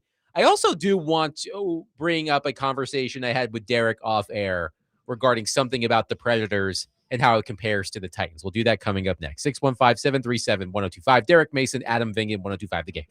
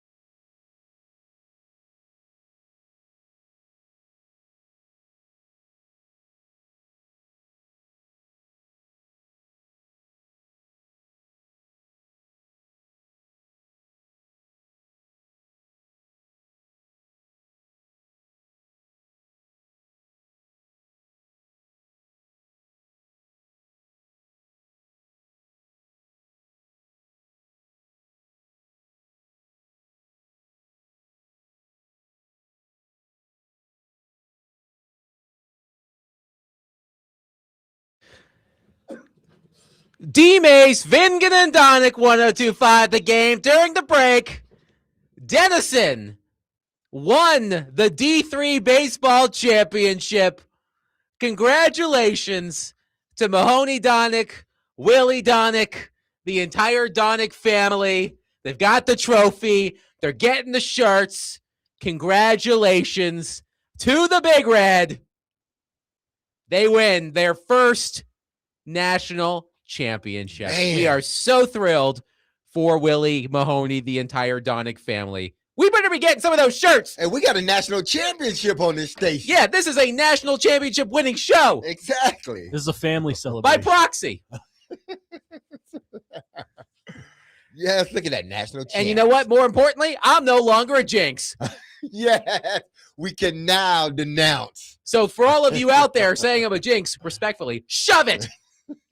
Adam is no longer The jinx a jinx. has been lifted Yes. because Tennessean has won the D3 national championship. Mahoney started the game today for the Big Red, and unfortunately, he was run out of the game. He gave up 3 runs in 2 2/3. Tennessean down 3-0.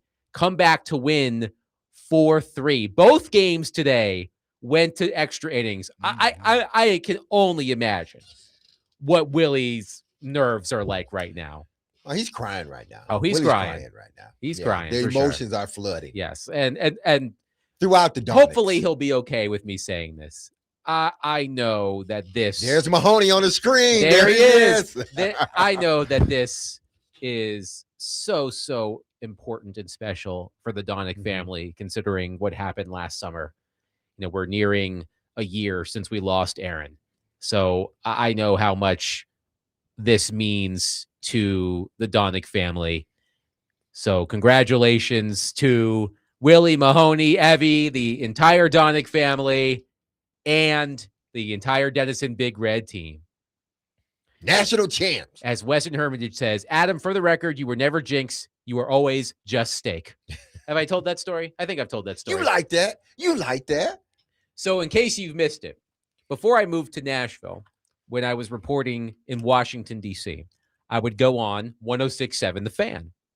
And they had a great show, which is still on to this day, Grant and Danny. And when I would go on that show, Danny thought that my last name, Vingan, was pronounced as if it rhymed with filet mignon. So he would say Adam Vignon whenever I came on the show. And one time I just said, Danny, I appreciate you, fancying up my name. It's just Vingan. And then he just kept calling me Steak for as long as I was on the show. So Steak it is. But we, congratulations to Tennessean, Mahoney, Willy, everybody. We are so thrilled. The expectation is Willy will be on the show tomorrow. He might be about to start the bender to end all benders. So we'll see if he actually shows up tomorrow. but we are thrilled for the entire Donick family, and lots of congratulations rolling in from our texters. It's very, very nice. A big thank you to Elliott Friedman for joining the program, as he always does, ahead of Game 2 of the Stanley Cup Final tonight. Vegas at Carolina. Vegas leading 1-0. And Derek, I wanted to talk about something quickly that we talked about, I think, before the show. Mm-hmm. I think it's such a. I'm trying to think of the best way to say this. Okay. I think the Titans could learn something from how the Predators have been operating with Bill Haslam. I think it's especially at this time of the franchise's, whatever you want to call it. Bill Haslam, he's out in the open. He's held multiple news conferences. He's accessible. As I said to Elliott, I do think that as his first major decision as majority owner, it seems like he nailed it. I mean, Chris MacFarland, highly respected personnel man in the NHL. And Haslam was able to convince MacFarland to leave a place he loved to come to Nashville. I know it helped that he got a raise and a lot of money, all that stuff. But I think it's a feather in the cap of Haslam. And I think having Haslam front and center through this process, I think is of benefit to the Predators. And I think the Titans could learn something by making Amy Adams Strunk more accessible. You know that's never going to happen. But where the Titans are right now, they are further mired in mediocrity. It's probably worse than mediocrity, definitely worse than mediocrity. And Amy Adams Strunk barely shows her face, and when she does, she doesn't say a word.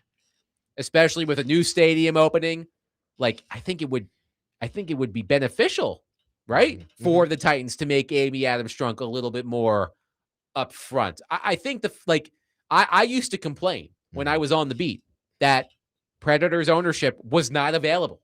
Herb Fritch, Tom Sigerin, they really didn't like to do news conferences. Well, I can speak for Herb Fritch. I wasn't really around for most of Tom Sigerin, but neither of them really, from my understanding with Sigerin and my experience with Fritch, neither of them did a lot of news conferences. They did not make themselves available. I think Haslam being out in front, I think has been beneficial to the Predators, and I wish the Titans would take a page out of the Predators' book. Yeah, I think Amy has been visible in certain ways. I think to the players, she's been more visible.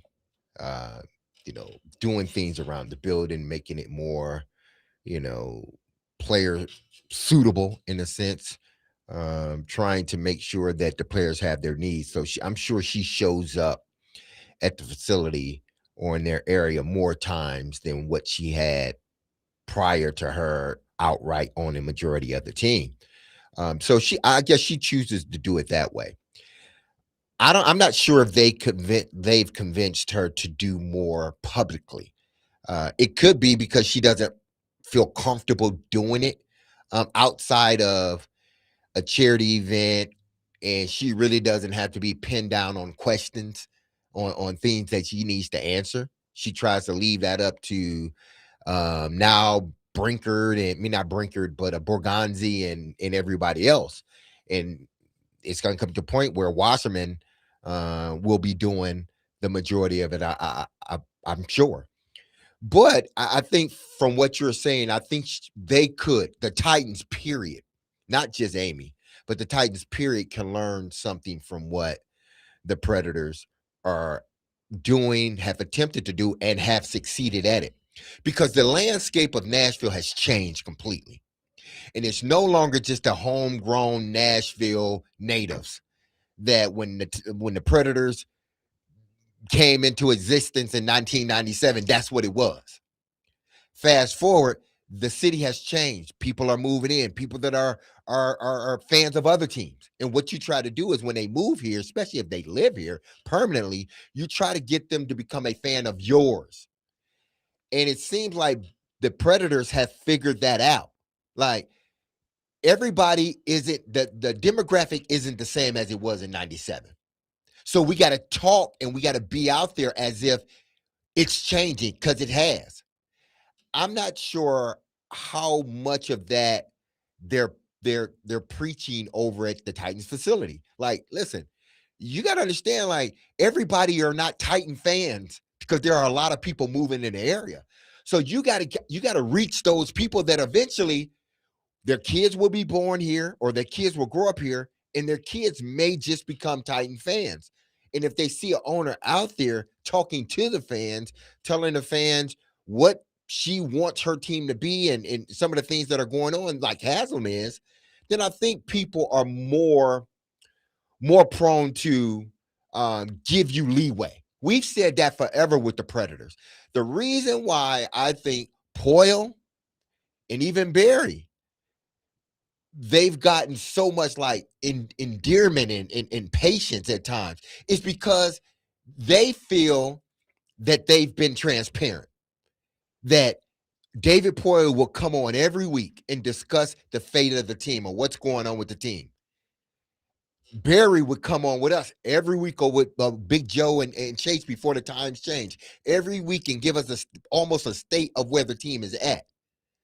You don't get that as much, especially you don't get it with the owner. And maybe that's not her place. And again, she may not feel comfortable with it, but they have to understand the landscape of this demographic is changing. And in order to get new fans, you have to be You got to put yourself out there. Like the kids say, you got to be outside. You have to, because if you're not outside, people gonna forget about you. Okay, I do have to read one text Okay. that I missed from a couple of hours ago. Okay, this is going to be funny. Over the past few years, I have noticed that this station refers to the Predators as the local professional hockey team way more often than their actual name, the Nashville Predators. Why? I don't recall anyone on the station referring to the Titans as the local professional football team, and likewise with the Sounds of Nashville SC.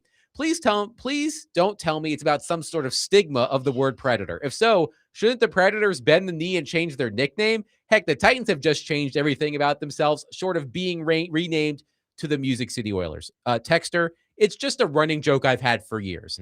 Before I even worked for this station, when I would come on the station as a guest, I would always refer to the Predators tongue-in-cheek as the local professional hockey team. I refer to the Tennessee Titans as the local professional football team. It's a running gag that I have. Ask Robbie Stanley. I've been doing it for years. So it's nothing about the name Predators. I say Predators all the time. Yeah. I've probably said it like 25 times today. I probably said it hundreds of times this week. So no, it's not a stigma. It's just a joke. Yeah. Sorry. 615-737-1025. We'll wrap up the show coming up next. Woo, Mahoney Donick, D3 national champion. We are so proud. Derek Mason, Adam Vingan, 1025 The Game.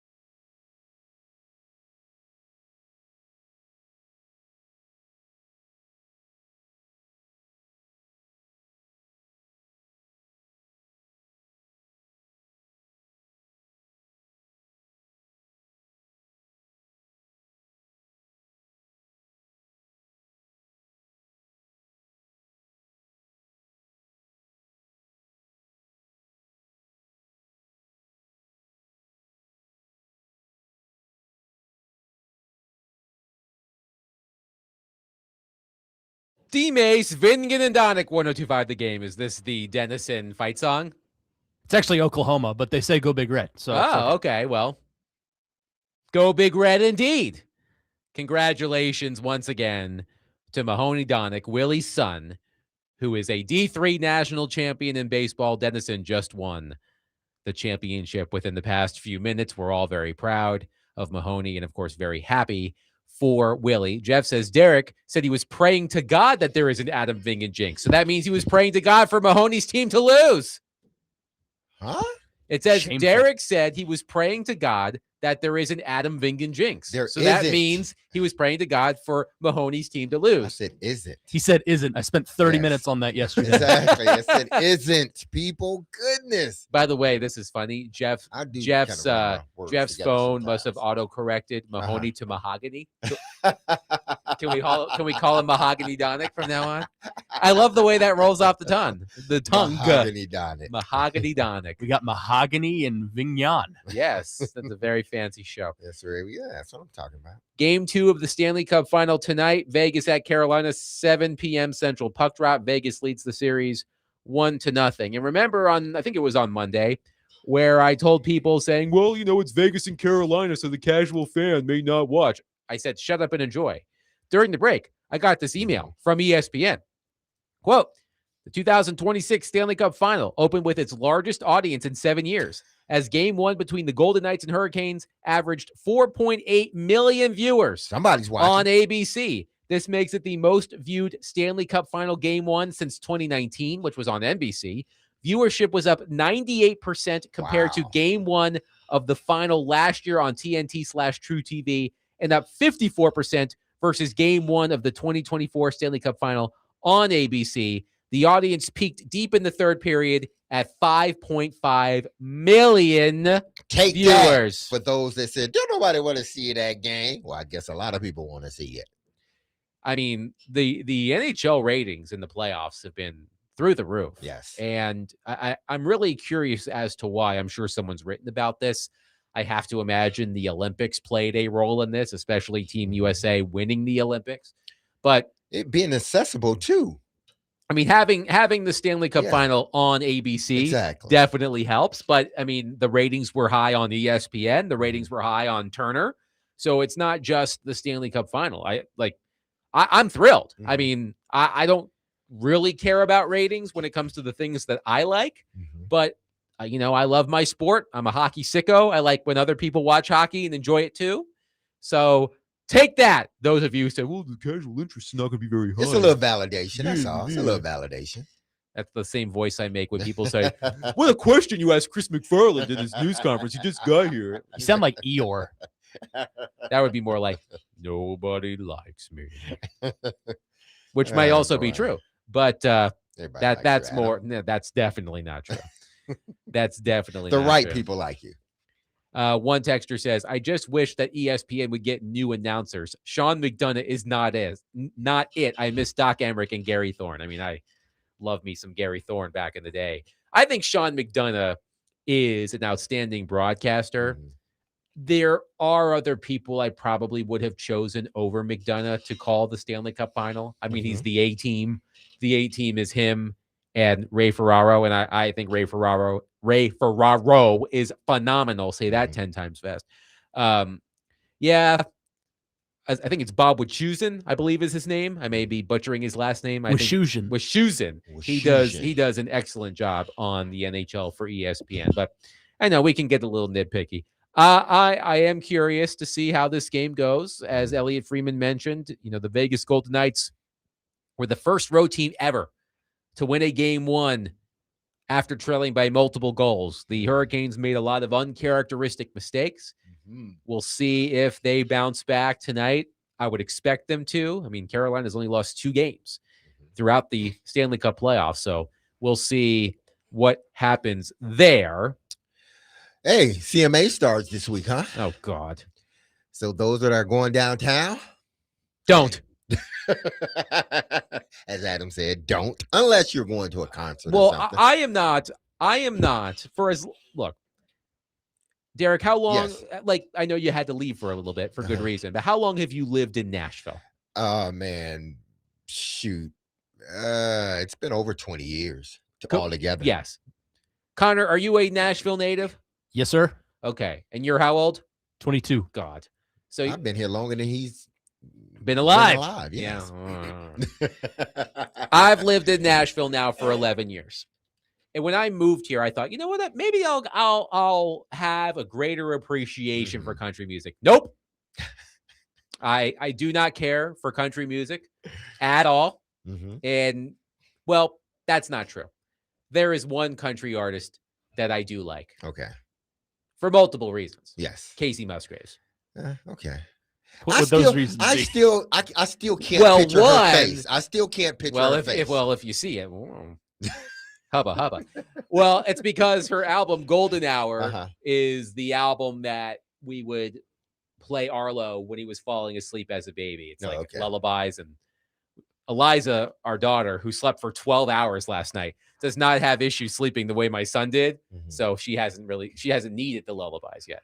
But when I would get my Spotify end of year wrap, it was like all this hard metal stuff and also Casey Musgraves. Just one loner. Right. But yeah, not into it. Sorry, guys. Like I will avoid downtown like the plague for the next several days. I went downtown yesterday for the news conference. And that was it. That's it. I'll see you next week, guys. Yeah. I'm not it's not CMA's interested. Run through what, Sunday? Yes. Yes. The 4th through the 7th. Okay. So yes, today through Sunday. I've never ventured down there during this time. Who are the headliners this year, Connor? Do you know?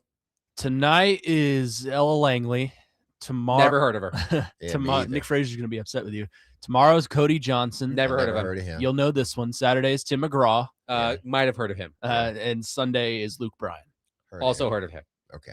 And listen, just because I haven't heard of them doesn't mean they are not, big time. I haven't heard of them. I'm looking at like I went on to CMA's website and looking at the lineup, and it's listed in alphabetical order. All of these women look exactly the same. Like that is a shame. Like all of the art and all of the men, like they are like they got a template. Yeah, precisely. Of how you need to look. They have no defining characteristics. Connor Newt has no problem with that. Don't you want something like everybody can't look alike? I'm looking at two female artists right now. They look almost exactly the same. Like, I mean, and that's fine. And that's what you like. And that means if I strike out on one, I can have the other and won't miss anything. Is the music the same? That's what I want to know. Is the music sort of the same? When you're listening to music, Connor, do you like country music? Yeah, I like country I don't music. want to assume that you do, but I'm asking. No, I do. So, okay, is there any difference? Like, can you tell one more artist outside other than their name? But when you start playing the music, is it any different? Yeah, I mean, it depends on who you're listening to. Okay. Like, I have my people that I know I like, and they sound different from other things, but there is a certain demographic of country music that all sounds exactly the same to me. Yeah. Yeah. Well, if you love that sort of thing, have fun at CMA Fest. I'll be not downtown for the next few days. Yeah, and a lot of it's like that because whatever's hot, it seems like a lot of artists trend toward that way, and they end up all sounding alike, whether it's country, rock, R&B, rap. They all eventually, if that's hot, then all of them gonna go that way. Chuck says, Nashville native for 60 years, even work on Music Road, mailing records to radio stations. And I still don't like country music. Some of it maybe. So I guess I'm not alone. But that'll do it for us today. We are thrilled for Willy Donick, his son Mahoney, national champion in baseball. So thrilled. Now, the plan was for Willy Donick to be back here in studio tomorrow. We haven't seen him all week because he's been at the College World Series. Who knows what Willy Donick's going to get up to tonight? Who knows if Willy Donick's going to make it back to Nashville tomorrow afternoon? I guess we'll all find out together at 3 o'clock tomorrow, but have a wonderful rest of your evening. Again, congratulations to the Donick family. We'll talk to you tomorrow at 3. I love you. The team loves you. You hear that music. Don't you forget about us, because we will not forget about you. We will see you and we will talk to you again tomorrow starting at 3 p.m. on 102.5. The game, again, congratulations to Tennessean, the Big Red, and Mahoney, the Donick family. Congratulations to all of you. And as I say, always, we gonna be talking and You gonna be listening. peace.